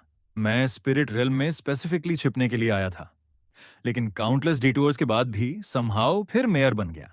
मैंने 3 बार मना किया, लेकिन विलेजर्स पूरे 3 दिन तक मेरे घर के बाहर घुटनों पर बैठे रहे। आखिर में मैंने हेल्पलेस साइड छोड़ी और पोजीशन एक्सेप्ट कर ली। आखिर टाउन मैनेज करने का एक्सपीरियंस तो मुझे पहले से था, और इस तरह स्पिरिट रेल्म में मेरी पहली ऑफिशियल आइडेंटिटी बनी फांग्याओ टाउन का नया मेयर। ये खबर जल्दी ही आसपास की सेटलमेंट्स तक फैल गई और सब शॉक में पड़ गए। आखिर किसी ने भी एक मॉर्टल को थर्ड ऑर्डर डिमोनिक वुल्फ को एक फिंगर स्ट्राइक में मारते नहीं देखा था। ज्यादा समय नहीं बीता कि फंग्याओ टाउन फेमस होने लगा, और फेम नेचुरली अपने साथ नए प्रॉब्लम्स लेकर आई। अजीब लोग एक एक करके टाउन में आने लगे। एक फटा पुराना यंग सोर्ड्समैन जो ओवरसाइज्ड ब्लेड लेकर घूमता था, एक यंग गर्ल जिसे एनिमीज चेस कर रहे थे और जो ब्लड सोक्ड वेंडेटा उठाए हुए थी, एक ब्लैक क्लोथ यूथ जिसके मेरिडियंस टूट चुके थे और जो लगातार बड़बड़ाता रहता, 30 साल बाद मैं रिवेंज लेने लौटूंगा। उनकी शक्ल देखते ही मेरी आईलिड्स जोर से ट्विच करने लगीं। बिना एक पल गंवाए मैंने तुरंत अपने डोर के बाहर नया साइन टांग दिया। उस साइन पर सिर्फ एक सेंटेंस लिखा था, this town does not accept disciples, form brotherhood alliances, cancel engagements और slap people in the face. Crowd उस साइन को कंफ्यूजन में घूरता रह गया। सिर्फ मैं ही समझता था कि ये रूल्स कितने जरूरी हैं। दुर्भाग्य से प्रोटैगनिस्ट डेस्टिनी वाले लोगों पर रूल्स का ज्यादा असर नहीं होता। स्पिरिट रेल्म में 5वें साल एक सफेद कपड़ों में लिपटी महिला फंगचाओ टाउन पहुंची। जिस पल वो टाउन में दाखिल हुई, आसमान से बर्फ गिरने लगी और रास्ते में मौजूद हर इंसान उसे घूरने के लिए रुक गया। वो बेहद खूबसूरत थी और उतनी ही ठंडी। उसके पीछे गार्ड्स और प्रोटेक्टर्स का एक अजीब ग्रुप चल रहा था, जिनकी ऑरा बेहद टेरिफाइंग थी। स्वांगजाओ पैलेस की सेंटेस शू चिंगरन। जैसे ही मैंने कोर्टयार्ड में बैठकर डॉक्यूमेंट्स रिव्यू करते हुए ये नाम सुना, मेरी ब्रश की नोक अचानक रुक गई। थोड़ी देर बाद कोर्टयार्ड डोर पर हल्की दस्तक हुई। बाहर से एक आवाज आई जो एक साथ फेमिलियर भी थी और डिस्टेंट भी। मास्टर, क्या चिंगरान एक कप टी मांग सकती है? मैं काफी देर तक बिना हिले बैठा रहा, फिर आखिरकार उठकर दरवाजा खोला। शू चिंगरान बिल्कुल वैसी ही खड़ी थी जैसी मुझे याद थी। उसका चेहरा ज्यादा नहीं बदला था, लेकिन उसकी आंखें पहले से कहीं ज्यादा गहरी हो चुकी थीं। जैसे ही उसने मुझे देखा, उसकी आंखें हल्की लाल हो गईं। मैंने आपको 100 साल से ज्यादा ढूंढा। मैंने शांत नजरों से उसे देखा, फिर उसके पीछे खड़े प्रोटेक्टर्स की तरफ नजर घुमाई। अगर मुझसे मिलने आई थी तो इतने लोग साथ क्यों लाई? शू चिंगरान ने हल्का सा नजरें झुकाई और धीमी आवाज में बोली, मैंने इन्हें नहीं चुना, ये लोग खुद पीछे आने पर अड़े हुए हैं। उसकी बात सुनते ही मुझे सब समझ आ गया। ट्रबल फिर से आ चुका था। मैंने उसे कोर्टयार्ड के अंदर बुला लिया, लेकिन जैसे ही उसके प्रोटेक्टर्स अंदर आने की कोशिश करने लगे, मैंने बस उन्हें एक बार देखा। भारी आवाज के साथ कोर्टयार्ड गेट अपने आप बंद हो गया। उनके चेहरे तुरंत बदल गए, क्योंकि उन्हें एक डरावनी बात समझ आ चुकी थी। अब उनमें से किसी में भी वो दरवाजा खोलने की हिम्मत नहीं बची थी। कोर्टयार्ड के अंदर शू चिंगरान स्टोन टेबल के पास चुपचाप बैठ गई और मुझे खामोशी से टी बनाते देखती रही। उसने नहीं पूछा कि मैंने इतने साल कैसे बिताए, और मैंने भी नहीं पूछा कि वो मॉर्टल वर्ल्ड से स्पिरिट रेल्म तक कैसे पहुंची। हम दोनों जानते थे कि वो 100 साल आसान नहीं रहे होंगे। टी तैयार होने के बाद शू चिंगरान ने धीरे से कप उठाया और हल्की आवाज में बोली, मास्टर अब भी पहले जैसे ही हैं। मैंने हल्का सा सिर हिलाया। नहीं, मैं बदल गया हूं। पहले मुझे सिर्फ मॉर्टल वर्ल्ड के ट्रबल से डर लगता था, अब स्पिरिट रेल्म के ट्रबल से भी डर लगने लगा है। शू चिंगरान खुद को रोक नहीं पाई और धीरे से हंस दी। एक पल के लिए उसकी मुस्कान बिल्कुल उस 10 साल की लड़की जैसी लगी जो कभी मेरी स्लीव पकड़कर रोती थी। लेकिन वो मुस्कान जल्दी ही गायब हो गई और उसकी जगह थकान ने ले ली। आखिरकार उसने धीमी आवाज में कहा, मास्टर, मैं आपकी मदद मांगने आई हूं। फिर उसने सारी बात समझाई। छोटा शियोगु क्लैन डिजास्टर का सामना कर रहा था। जिसने उसे कल्टीवेशन में लाया था, वो मास्टर 30 साल पहले निर्वाणा पहुंच चुका था और अब नया क्लैन लीडर सेंट्रल रीजन के हेवनली फेट कोर्ट के साथ मिल चुका था। वो लोग उसकी डेस्टिनी कॉन्ट्रैक्ट का इस्तेमाल एंशिएंट अर्थली टॉम्ब खोलने के लिए करना चाहते थे। अगर उसने मना किया तो शियोयू क्लैन का हर सदस्य मर जाएगा। मैं कुछ देर चुप रहा, फिर भारी सांस छोड़ते हुए बोला, मुझे पता था जिस दिन तुम जैसे प्रोटोगोनिस्ट डेस्टिनी वाले इंसान से जुड़ोगे, उस दिन से कुछ अच्छा नहीं होगा। शू चिंगरान ने हल्का सा सिर झुकाया और धीरे से पूछा, मास्टर, क्या आपको कभी पछतावा हुआ कि आपने मेरे लिए वो डोर खोला था? मैंने शांत नजरों से उसकी तरफ देखा और जवाब दिया, थोड़ा, लेकिन बहुत ज्यादा नहीं। उसने अपनी आंखें नीचे कर लीं, लेकिन उसके होंठों के किनारे हल्के से उठ गए। वो समझ गई थी कि उन शब्दों का असली मतलब क्या था। सच तो ये था, मुझे बिल्कुल पछतावा नहीं था। तभी कोर्टयार्ड के बाहर से अचानक ठंडी आवाज गूंजी, यंग लेडी, क्लैन लीडर आपको तुरंत वापस बुलाते हैं। अगर आप इस अननोन मॉर्टल के साथ जुड़ी रहीं तो हमारी निर्दयता के लिए हमें दोष मत दीजिए। मैंने कोर्टयार्ड गेट की तरफ देखा और आह भरी। टी अभी खत्म भी नहीं हुई और इन्हें जल्दी मच गई। इन लोगों को सच में कभी रुकना नहीं आता। मैंने शांत भाव से अपना कप नीचे रखा। जैसा सोचा था, जहां वो जाएगी ट्रबल ज्यादा दूर नहीं रहेगा। और सच में तीसरे दिन दोपहर को पवेलियन ऑफ फेट के लोग आ गए। उनका लीडर काले कपड़ों में मिडिल एज्ड आदमी था जिसका नाम वूफे था। स्वांग क्लैन के रेकलेस एल्डर्स के विपरीत उसने आते ही अटैक नहीं किया। वो साफ तौर पर ज्यादा कॉशियस था। टाउन से 3 एली दूर खड़े होकर उसने सम्मान से फिस्ट्स कप किए और आवाज लगाई, मैं पवेलियन ऑफ फेट का स्ट्यूअर्ड वूफे हूं। पवेलियन मास्टर के आदेश से फेलो कल्टीवेटर वूचोंग को डिस्कशन के लिए इनवाइट करने आया हूं। मैंने आलस भरी आवाज में जवाब दिया, मुझे डिस्कशंस पसंद नहीं। वूफे ने हल्का सा आंखें सिकोड़कर कहा, फेलो कल्टीवेटर, क्या आपको पता है कि शू चिंगरान एंशिएंट मिस्टीरियस रेल्म खोलने वाली डेस्टिनी कॉन्ट्रैक्ट की कैरियर है? मैंने शांत स्वर में कहा, वो उसका कॉन्ट्रैक्ट है, मेरा नहीं। वूफाई का चेहरा काला पड़ गया। तो fellow cultivator pavilion of fate का एनिमी बनने का इरादा रखता है? मैंने हल्की सांस छोड़ी। शुरुआत में ऐसा इरादा नहीं था, लेकिन जब तुम खुद मेरे दरवाजे के बाहर खड़े होकर ऐसी बातें कहने लगे तो अब शायद हाँ। टाउन के बाहर खामोशी छा गई। साफ था कि वूफे ने इतनी सीधी बात की उम्मीद नहीं की थी। काफी देर बाद वो अचानक ठंडी हंसी हंसा, एरोगेंट, मेरा पेविलियन ऑफ फेट 70,000 सालों से सेंट्रल रीजन में खड़ा है। हमारे पास हार्मोनाइजेशन और ग्रेट परफेक्शन के दर्जनों एक्सपर्ट्स हैं। तुम्हारे पास थोड़ी टैलेंट हो सकती है, लेकिन क्या तुम सच में फेट का विरोध कर सकते हो? उसकी बात सुनकर मैंने धीरे से आसमान की तरफ देखा। बहुत समय पहले मर्टल वर्ल्ड में भी किसी ने मुझसे कुछ ऐसा ही कहा था। फिर मैंने शांत नजरों से उसकी तरफ देखा। बाद में वो सब मर गए। वो फेई के चेहरे की मुस्कान धीरे धीरे गायब हो गई। अगले ही पल उसकी स्लीव से 3 bronze and bone destiny arrows निकले और फैलकर एक विशाल फॉर्मेशन डायग्राम में बदल गए, जिसने पूरे टाउन को ढक लिया। हेवनली मैकेनिज्म्स फॉर्मेशन में घूमने लगे और काउंटलेस डेस्टिनी थ्रेड्स आपस में इंटरट्वाइन हो गए। ये पवेलियन ऑफ फेट की एग्जीक्यूशन आर्ट थी, एक डरावनी टेक्निक जो डेस्टिनी कॉन्ट्रैक्ट्स छीनकर लोगों की जिंदगी रीराइट कर सकती थी। विंड ब्रिज टाउन का आसमान तुरंत अंधेरा हो गया, यहाँ तक कि शू छिंगरान का चेहरा भी बदल गया, क्योंकि उसकी सोल जबरदस्ती बाहर खींची जा रही थी। वो मेरे पास खड़ी होकर नर्वस आवाज में बोली, मास्टर सावधान रहिए, ये असली डेस्टिनी आर्ट है।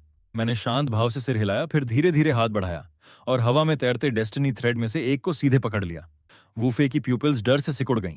वो थ्रेड्स इंटेंजिबल और इनविजिबल होने चाहिए थे, ऐसी चीजें जिन्हें सिर्फ थॉट से गाइड किया जा सकता था, लेकिन मैंने उन्हें ऐसे खींच लिया जैसे कोई साधारण रस्सी हो।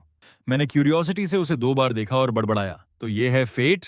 फिर मैंने हल्के से हाथ दबाया, क्रैक! पूरा फॉर्मेशन डायग्राम उसी पल टूट गया। वूफे का शरीर बिजली लगने की तरह कांप उठा और उसने खून की बड़ी मात्रा उगल दी। इम्पॉसिबल! तुम फेट के थ्रेड्स को छू कैसे सकते हो? मैंने कैजुअली अपनी उंगलियां झटकी। पूरी चीज मुझे काफी इंटरेस्टिंग लगी।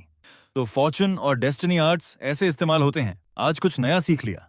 मेरी बात सुनते ही वूफे के दिल में ठंड उतर गई। उसे अचानक एहसास हुआ कि मैंने उसकी टेक्निक ब्रूट फोर्स से नहीं तोड़ी थी, मैं उसे रियल टाइम में सीख रहा था। कोई इंसान जिसने पहली बार डेस्टिनी आर्ट्स देखी हो, वो सिर्फ एक नजर में बेयर हैंड से डेस्टिनी थ्रेड निकाल ले।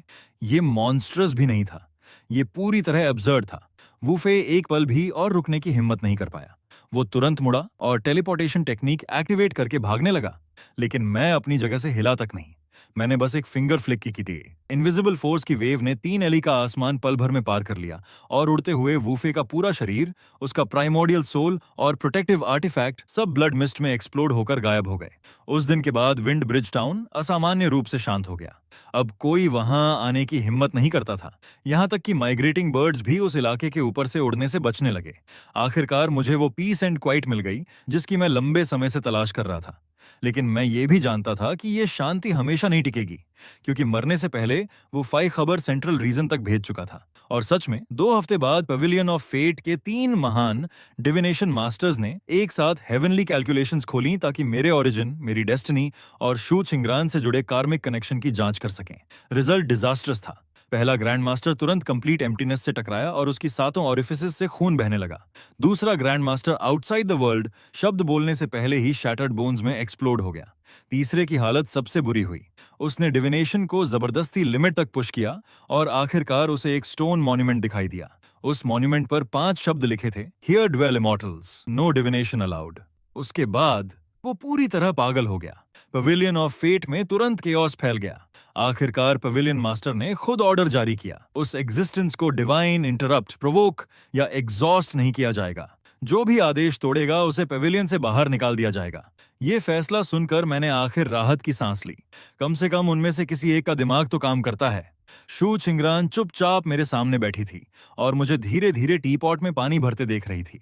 कोर्टयार्ड के बाहर डूबता सूरज आसमान को लाल बना रहा था। फिर उसने हल्की आवाज में आखिर पूछा, मास्टर। उसने धीमी आवाज में पूछा, मास्टर, अब आपका क्या प्लान है? मैंने शांत भाव से टी पॉट में और चाय डाली, फिर जवाब दिया, फिलहाल तो यहीं रहूंगा, कुछ और साल एट्रीब्यूट पॉइंट्स जमा करूंगा। जब इतना मजबूत हो जाऊंगा कि कोई मुझे छू भी ना सके, तब शायद जिंदगी काफी शांत हो जाएगी। फिर उसने हल्का सा नजरें झुकाईं और भी धीमी आवाज में पूछा, और मेरा क्या? मैंने शांत नजरों से उसकी तरफ देखा।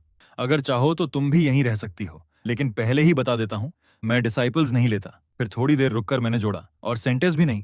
शू छिंगरान कुछ पल ब्लिंक करती रही। तो आखिर आप लेते क्या हैं? मैंने काफी गंभीरता से सोचा, फिर ईमानदारी से जवाब दिया, जो लोग फ्री में खाना खाते हैं उन्हें रखना इम्पॉसिबल नहीं है। शू छिंगरान कुछ पल के लिए फ्रीज हो गई, फिर अचानक धीरे से हंस पड़ी। स्पिरिट रेल्म बॉर्डरलैंड्स में आने के बाद वो पहली बार इतनी बेफिक्र होकर हंसी थी। ज्यादा समय नहीं बीता कि फेंगचाओ टाउन में नई अफवाह फैल गई। सुना तुमने? टाउन चीफ के साथ रहने वाली सफेद कपड़ों वाली महिला की बैकग्राउंड बहुत टेरिफाइंग है, लेकिन उसके सामने वो बिल्कुल शांत छोटी पत्नी की तरह बिहेव करती है। जिस समय मैंने ये रूमर टी पीते हुए सुना, लगभग मेरे मुंह से चाय बाहर निकल गई। शुरुआत में मैंने सोचा कि ठीक से एक्सप्लेन कर दूं, लेकिन थोड़ी देर सोचने के बाद आलस आ गया। मॉर्टल लोगों की जुबान वैसे भी कभी नहीं रुकती। उन्हें ये सोचने देना कि मैं किसी लेट रोमांटिक ब्लूम से गुजर रहा हूं, ऑनेस्टली उससे कम ट्रबलसम था कि वो मुझे एंशिएंट बॉडी कल्टिवेटिंग मॉन्स्टर समझें। कम से कम वो कम डरावना लगता था। स्पिरिट रेल्म बॉर्डरलैंड्स में मेरे 10वें साल तक मेरी स्ट्रेंथ 55 पॉइंट्स, एंड्योरेंस 25 पॉइंट्स और माना 5 पॉइंट्स तक पहुंच चुकी थी। मेरी डिवाइन सेंस अब 10,000 ली तक फैल सकती थी और मेरा फिजिकल बॉडी ऐसे स्तर पर पहुंच चुका था जिसे ऑनेस्टली मैं खुद भी डिफाइन नहीं कर सकता था। एक रात कोर्टयार्ड में पंचेस ट्रेन करते समय मैंने कैजुअली आसमान की तरफ एक स्ट्राइक मारी। रिजल्ट, 10,000 ली दूर गुजर रहा एस्टेरॉयड मेरे डिस्टेंट पंच की शॉकवेव से उसी पल एक्सप्लोड हो गया।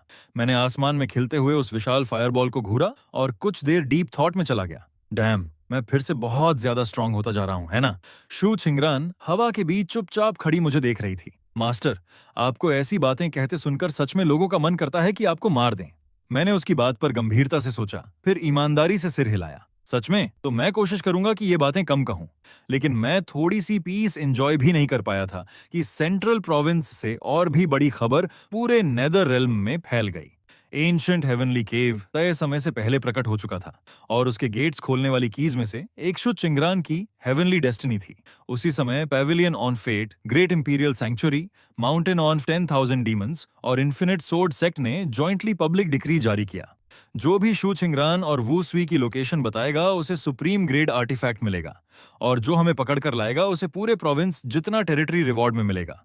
अगले ही पल पूरा नेदर रेल्म मैडनेस में डूब गया। मैं काफी देर तक टाउन के बाहर लगे बाउंटी नोटिस को चुपचाप घूरता रहा, फिर हेल्पलेस एक्सप्रेशन के साथ शू छिंगरन की तरफ मुड़ा। देखा, मैंने पहले ही कहा था, प्रोटैगनिस्ट टाइप लोगों के साथ जुड़ने का मतलब है जिंदगी भर एंडलेस ट्रबल। शू छिंगरन ने हल्का सा होंठ काटा और धीमी आवाज में पूछा, तो अब हम क्या करेंगे? मैंने नजरें नीचे की, बाउंटी नोटिस को दीवार से फाड़ा, उसे मसल कर बॉल बनाई और कैजुअली आग में फेंक दिया। फ्लेम्स मेरी आंखों में रिफ्लेक्ट हो रही थीं और मेरे चेहरे पर ऐसी कामनेस दिख रही थी जो ऑलमोस्ट फ्राइटनिंग लग रही थी। क्या करेंगे? मैंने धीरे धीरे उठते हुए स्लीव्स से एशेस झाड़ी। अगर वो हमें ढूंढना चाहते हैं तो हम बस उन्हें ढूंढने ही नहीं देंगे। फिर मैंने शांत स्वर में कहा, हम निकल रहे हैं, बस इतना। शू चिंगरान तुरंत मेरे पीछे चल दी। मेरे एक कदम के साथ जमीन के नीचे विशाल क्रेटर फट पड़ा। शू चिंगरान की विजन ब्लर हो गई क्योंकि आसपास का सीनरी पागलों की तरह पीछे भागने लगा। सेंट्रल प्रोविंस इतना विशाल था कि ऑर्डिनरी नेदर रेल्म कल्टीवेटर्स पूरी जिंदगी पार करने में लगा देते, लेकिन मेरे लिए बस कुछ जंप्स काफी थे। आधे घंटे बाद मैं और शू चिंगरान पेविलियन ऑफ फेट के माउंटेन गेट्स के सामने खड़े थे। वहां के माउंटेन्स एंडलेस वेव्स की तरह उठते गिरते थे, जबकि ऊपर हेवनली वाटर्स में स्टार्स रिफ्लेक्ट हो रहे थे। 99 ऑब्जर्वेशन टेरेसेस क्लाउड्स के बीच तैर रहे थे, सच में इमॉर्टल्स की रेजिडेंस जैसे। माउंटेन गेट पहले से खुला हुआ था, कोई फॉर्मेशंस नहीं, कोई एम्बुश नहीं, किलिंग इंटेंट तक नहीं। सिर्फ एक सफेद बालों वाला बूढ़ा गेट के सामने अकेला हमारा इंतजार कर रहा था। शू छिंगरन ने धीरे से उसकी तरफ देखा। वो पवेलियन मास्टर है। मैंने बूढ़े को ध्यान से देखा और तुरंत महसूस किया कि वो बाकी फूल से कहीं ज्यादा प्लेजेंट था। कम से कम उसने शुरुआत धमकी देकर नहीं की। मेरे कुछ बोलने से पहले ही बूढ़ा गहराई से झुक गया। वेनरेबल वुसुई, ये बूढ़ा काफी समय से आपका इंतजार कर रहा था। मैंने शांत नजरों से उसे देखा। तुम फॉर्चून टेलर्स कैलकुलेशंस में अच्छे होते हो। अगर मेरी अराइवल प्रिडिक्ट कर ली थी तो भाग क्यों नहीं गए? बूढ़ा कड़वाहट से हंसा, क्योंकि पूरी रात कैलकुलेशन करने के बाद मुझे सिर्फ एक बात समझ आई। फिर उसने गहरी सांस छोड़ी। कोई चाहे कितना भी तेज भागे, वो ब्लेड से तेज नहीं हो सकता।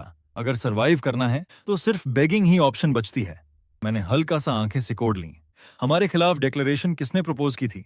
पेविलियन मास्टर कुछ देर चुप रहा, फिर ईमानदारी से बोला, ग्रेट इंपीरियल सैंक्चुरी ने सजेस्ट किया था, माउंटेन ऑफ 10,000 डीमंस ने सपोर्ट किया, इन्फिनिट सोर्ड सेक्ट ने एग्री किया। पेविलियन ऑफ फेट को मजबूरी में शामिल होना पड़ा क्योंकि सबको विश्वास था कि मिस शू एंशिएंट रेल्म की है। फिर बूढ़े ने धीरे से सिर उठाया और बेहद कॉम्प्लिकेटेड एक्सप्रेशन के साथ मेरी तरफ देखा। मिस शू सच में कीज में से एक है, लेकिन इंपीरियल टूम के अपीयरेंस को तेजी से एक्सेलरेट करने वाली असली चीज आप हैं। शू चिंगरान का चेहरा तुरंत बदल गया, लेकिन ऑनेस्टली मुझे ज्यादा सरप्राइजेस नहीं हुआ। आगे बोलो। बूढ़े ने गहरी सांस ली। उस एंशिएंट इंपीरियल टॉम्ब में किसी एम्परर को नहीं दफनाया गया, बल्कि दूसरे वर्ल्ड से गिरे हुए एक इमॉर्टल को सील किया गया है। मरने से पहले उस इमॉर्टल ने पूरे हिडन अर्थ सी को करप्ट कर दिया था। बाद में स्पिरिट रेल्म ने मिलकर उसे सप्रेस किया और बाहर से इंपीरियल टूम सील कर दिया, मौके का इंतजार करते हुए। फिर उसका चेहरा भारी हो गया। लेकिन अब सील ढीली पड़ रही है और मुझे लगता है कि अंदर अपॉर्चुनिटी नहीं, डिजास्टर इंतजार कर रही है। डिजास्टर शब्द सुनते ही मेरा एक्सप्रेशन आखिर थोड़ा सीरियस हुआ। सील कब खुलेगी? आज रात, उसने तुरंत जवाब दिया। हिडन अर्थ सी के gate of return to the void पर। मैंने धीरे से सिर हिलाया। पेविलियन मास्टर कुछ पल झिझका, फिर बोला, फेलो डाओइस्ट वुसुई, आज रात वहां बहुत लोग होंगे। ग्रेट इंपीरियल सैंक्चुरी का मास्टर, माउंटेन ऑफ 10,000 डीमंस का लॉर्ड, इनफाइनाइट स्वॉर्ड सेक्ट का स्वॉर्ड मास्टर और काउंटलेस सालों से सिक्लूडेड एंशिएंट मॉन्स्टर्स भी आएंगे। हो सकता है वो आपके मैच ना हो, लेकिन gate of return to the void के पीछे जो छिपा है, शायद वो खुद भी नहीं जानते कि वो वास्तव में क्या है।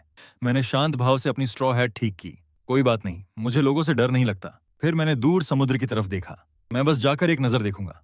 पवेलियन ऑफ फेट छोड़ने के बाद हमने समय बर्बाद नहीं किया। Hidden earth C central region के सबसे दूर किनारे पर था, ऐसी जगह जहां इटर्नल डार्कनेस के नीचे सी और स्काई एक हो जाते थे। जब तक मैं और शू चिंगरान वहां पहुंचे, रात पूरी तरह उतर चुकी थी।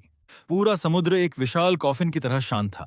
ओशन के सेंटर के ऊपर 10,000 जांग ऊंचा एंशिएंट ब्लैक गेट तैर रहा था। उसकी सरफेस पर एंशिएंट रून्स चमक रहे थे, ऐसे सिंबल्स जिन्हें अब कोई जीवित इंसान पढ़ नहीं सकता था। चारों महान फैक्शंस पहले से वहां मौजूद थे। ईस्ट में पेविलियन ऑफ फेट खड़ा था, काफी दूर, साफ एटीट्यूड के साथ कि हम बस शो देखने आए हैं। वेस्ट में ग्रेट इंपीरियल सैंक्चुरी खड़ा था, उनकी ब्लेजिंग स्पिरिचुअल एसेंस पूरे हेवेंस को रोशन कर रही थी। साउथ में इन्फिनिट सोर्ड सेक्ट जमा था, उनकी सोर्ड ऑरा आसमान को चीर रही थी और समुद्र तक काउंटलेस क्रैक्स में स्प्लिट हो रहा था। नॉर्थ में माउंटेन ऑफ 10,000 डीमंस तैर रहा था, कलरफुल बैनर्स पूरे हेवेंस में फैले थे और डिमोनिक ऑरा ने मून को ढक रखा था। इनके अलावा काउंटलेस हिडन ओल्ड मॉन्स्टर्स और वॉन्डरिंग कल्टिवेटर्स डार्कनेस में छिपे हुए थे, सब गेट खुलने का इंतजार कर रहे थे। जैसे ही मैं और शू चिंगरान वहां पहुंचे, पूरा सी इंस्टेंटली साइलेंट हो गया। हर नजर मेरी तरफ घूम गई। वो सुई आ गया, उसने सच में आने की हिम्मत की। वो मॉर्टल वर्ल्ड वाला मॉन्स्टर। देखते हैं कितनी देर तक एरोगेंट बना रहता है। सी विंड बर्फ जैसी ठंडी थी, लेकिन मैं बस सिर झुकाकर अपने पैरों के नीचे घूमते हुए ब्लैक वाटर्स को देखता रहा। शू चिंगरान ने धीरे से मेरे पास फुसफुसाया, मास्टर, इस जगह का फिंग शुए बहुत खराब है। तुम उनकी बात कर रही हो? शू चिंगरान ने मेरे पास खड़े होकर धीरे से पूछा।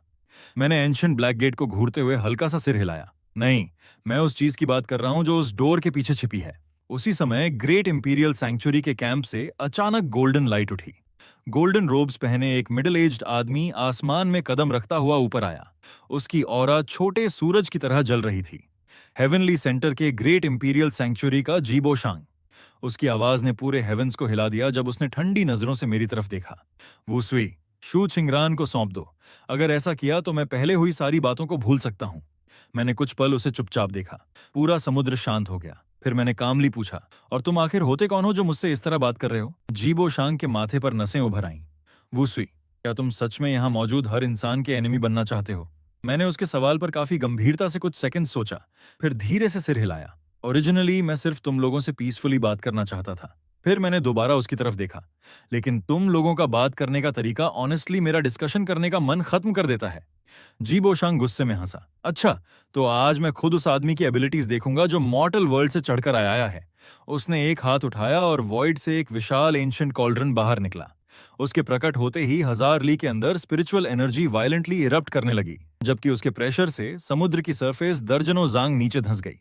क्राउड में किसी ने शौक में चिल्लाया, हेवनली येलो कॉल्ड्रन, वो ग्रेट इंपीरियल सैंक्चुरी का ट्रू ड्रैगन आर्टिफैक्ट है। Heavenly yellow cauldron terrifying force के साथ नीचे गिरा और उस पल पूरा आसमान उसी की तरफ झुकता हुआ महसूस हुआ। लेकिन मैं बिल्कुल नहीं हिला, ना डॉज किया, ना पीछे हटा। मैंने बस एक हाथ उठाया और उस विशाल कॉल्ड्रन को एक ही पाम से पकड़ लिया। बूम! समुद्र 1000 जांग वेव्स में एक्सप्लोड हो गया, लेकिन मेरे पैर आधा इंच भी नहीं धंसे। वहां मौजूद हर कल्टीवेटर एब्सोल्यूट डिसबिलीफ में मुझे घूर रहा था, जबकि जीबोशांग का चेहरा ड्रास्टिकली बदल गया। इम्पॉसिबल! मैंने कैजुअली कॉल्ड्रन को हल्का सा उठाया, फिर सिर हिलाया। काफी भारी है। अगले ही पल मैंने धीरे धीरे अपनी उंगलियां कस दी। हेवनली येलो कॉल्ड्रन ने तुरंत तेज और दर्द भरी चीख निकाली। उसकी सरफेस पर क्रैक्स फैलने लगे और उसका आर्टिफैक्ट स्पिरिट एग्नी में चिल्लाने लगा। जीबोशांग ने खून उगला और हॉरर में चिल्लाया, रुको! मैंने उस आर्टिफैक्ट को सेंचुरीज तक सीपिक डिवाइन हैंड से रिफाइन किया है। क्रैक! हेवनली येलो कॉल्ड्रन मेरे हाथ में 4 बड़े पीसेस में टूट गया और काउंटलेस फ्रैगमेंट्स नीचे समुद्र में बारिश की तरह गिरने लगे। जीबोशांग पूरी तरह फ्रीज हो गया। दूसरी तरफ मैंने कैजुअली सबसे बड़ा बचा हुआ फ्रैगमेंट उठाया, जो उसका एक हैंडल था, और उसे स्टोरेज बैग में डाल लिया। इसे रख लेता हूं, मैंने सोचते हुए बड़बड़ाया, बाद में पानी उबालने के काम आएगा। क्राउड अभी उस शॉक से उबर भी नहीं पाया था कि इन्फिनिट सोर्ड सेक्ट की दिशा से अचानक शार्प सोर्ड बेल गूंजी। ग्रे रोब्स पहने एक बूढ़ा आदमी 10,000 फ्लाइंग सोर्ड्स के ऊपर खड़ा दिखाई दिया। उसकी मर्डरस ऑरा हेवेंस तक को चीर रही थी। बस वो ठंडी आवाज में गरजा, विक्ट्री और डिफीट इस तरह डिसाइड नहीं होती। वो इन्फिनिट सोर्ड सेक्ट का 11th सॉर्ड वेनरेबल था। उसने बिना वक्त गंवाए हाथ नीचे घुमाया। अगले ही पल 1,00,000 सोर्ड्स टोरेंशियल रेनस्टॉर्म की तरह नीचे टूट पड़ी और पूरे नाइट स्काई को दिन से ज्यादा चमका दिया। मैं वहीं खड़ा रहा। धीरे धीरे मैंने 2 फिंगर्स आगे बढ़ाई और हल्के से बंद कर ली। 1,00,000 सोर्ड्स इनविजिबल वॉल से टकराई और हवा में फ्रीज हो गईं। फिर मैंने मुट्ठी बांध ली। पूरी सोर्ड रिवर वायलेंटली कंप्रेस होने लगी। अगले सेकंड सभी सोर्ड्स मरोड़कर बने एक विशाल आयरन स्फीयर में बदल गईं, जो आसमान में तैर रहा था। 11th सॉर्ड वेनरेबल की आंखें फ्यूरी से जल उठीं, लेकिन उसके कुछ करने से पहले ही मैंने कैजुअली एक फिंगर फ्लिक की। वो जाइगैंटिक आयरन स्फीयर मीटियर की तरह वापस उड़ा। 11th सॉर्ड वेनरेबल और उसके पीछे खड़े 36 सोर्ड ब्रदर्स उसी पल ऐश बनकर एक्सप्लोड हो गए। सोर्ड कल्टिवेटर्स के पूरे कैंप पर डेड साइलेंस छा गया। तभी अचानक समुद्र के ऊपर तैरता एंशिएंट ब्लैक गेट वायलेंट तरीके से ग्लो करने लगा। शु चिंगरान का चेहरा पीला पड़ गया और वो धीरे से फुसफुसाई, मास्टर, वो आपको देख रहा है। मैंने भी महसूस किया, ये इल्यूजन नहीं था। गेट के पीछे मौजूद चीज सच में मुझे घूर रही थी। अगले ही पल बोन गेट वायलेंटली ट्रेम्बल करने लगा। गेट की क्रैक के अंदर से एक विशाल ब्लैक चेन अचानक टूट गई। वहां मौजूद हर इंसान का चेहरा बदल गया। पवेलियन मास्टर दूर से हॉरर में चिल्लाया, डिजास्टर, गेट खुल नहीं रहा, अंदर की चीज बाहर निकलने की कोशिश कर रही है। फिर गेट धीरे धीरे खुलने लगा। डार्कनेस के पीछे से एक पेल व्हाइट हैंड बाहर निकला। वो हाथ बड़ा नहीं था, ऑनेस्टली वो बिल्कुल ऑर्डिनरी लग रहा था, लेकिन जैसे ही वो दिखाई दिया, लाखों ली के अंदर सारी स्पिरिचुअल एनर्जी मर गई। सचमुच मर गई। उसने सर्कुलेट करना बंद कर दिया, सांस लेना बंद कर दिया, हर कल्टीवेटर की कमांड मानना बंद कर दिया। एक ancient great ascension monster terror में चीखा, एंसेस्टर, ये एंसेस्टर लेवल एग्जिस्टेंस है। अगले ही सेकंड उस पेल हैंड ने हल्के से नीचे दबाया। वो एंशिएंट मॉन्स्टर और उसके आसपास मौजूद सैकड़ों कल्टीवेटर्स बिना आवाज किए एशेज में बदल गए। पूरे समुद्र में तुरंत पैनिक फैल गया। जैसे जैसे गेट खुलता गया, हर फैक्शन के एरोगेंट मास्टर्स पागलों की तरह पीछे हटने लगे। कुछ ने भागने के लिए अपनी लाइफ स्पैन जला दी, कुछ ब्लड एस्केप टेक्निक्स इस्तेमाल करने लगे, कुछ तो घुटनों पर गिरकर मेसी की भीख मांगने लगे। लेकिन कोई फायदा नहीं हुआ। बोन गेट के पीछे की चीज धीरे धीरे बाहर चली आई। वो व्हाइट रोब्स पहने ह्यूमनॉइड फिगर था, जिसके शरीर पर टूटी हुई चेन्स लिपटी थीं। उसकी आंखें नहीं थीं, सिर्फ स्मूथ पेल फेस था।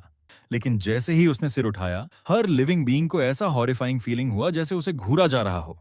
मैंने उसे चुपचाप देखा, फिर आह भरी। ये पहली बार है जब मैंने ऐसी चीज देखी है जो मुझसे भी ज्यादा ट्रबल पैदा करती है। व्हाइट रोब्ड एंसेस्टर ने धीरे धीरे एक फिंगर उठाई और मेरी तरफ पॉइंट किया। अगले ही पल मेरे पूरे शरीर में अनप्रेसिडेंटेड डेंजर एक्सप्लोड हो गया। स्पिरिट रेल्म में आने के बाद पहली बार मुझे सच में खतरा महसूस हुआ। मेरे पैरों के नीचे का स्पेस कोलैप्स होने लगा। मेरी स्किन और ब्लड उलटी दिशा में बहने लगे। यहां तक कि शियोंग वू लॉन्जेविटी एसेंस भी मेरे अंदर अजीब बजिंग साउंड निकालने लगी, जो मैंने पहले कभी नहीं सुनी थी। मैंने नीचे अपनी आर्म की तरफ देखा। मेरी स्किन पर एक टाइनी ब्लडी क्रैक दिखाई दी। मैं उसे चुपचाप घूरता रहा, फिर बड़बड़ाया, स्पिरिट रेल्म में आने के बाद तुम पहली चीज हो जिसने मेरी स्किन तोड़ी है। ऑब्वियसली व्हाइट रोब्ड एंसेस्टर ने कोई जवाब नहीं दिया। वो बस एक और कदम आगे बढ़ा। उसी पल पूरा समुद्र एंडलेस स्टीम में इवेपोरेट हो गया। काउंटलेस कल्टीवेटर्स चीखने का मौका तक नहीं पा सके और फैलती हुई व्हाइट लाइट में एग्जिस्टेंस से इरेज हो गए पूरी तरह। व्हाइट रोब्ड एंसेस्टर पूरी तरह एंशिएंट गेट से बाहर निकल आया। हेवन और अर्थ खुद क्रैक होने लगे। आसमान के पार एक विशाल ब्लैक फिशर खुल गया, जैसे पूरा स्पिरिट रेल्म उसकी एग्जिस्टेंस से फटने वाला हो। मैंने धीरे से आसमान की उस क्रैक को देखा और बहुत लंबे समय बाद पहली बार मैं फ्राउंड, क्योंकि आखिर मुझे एक बात समझ आ गई थी। अगर ये चीज ऐसे ही रैम्पेज करती रही तो फ्यूचर में पीसफुली हाइड होने की बात छोड़ो, शायद मुझे टाउन चीफ बनकर शांत जिंदगी जीने की जगह भी ना मिले।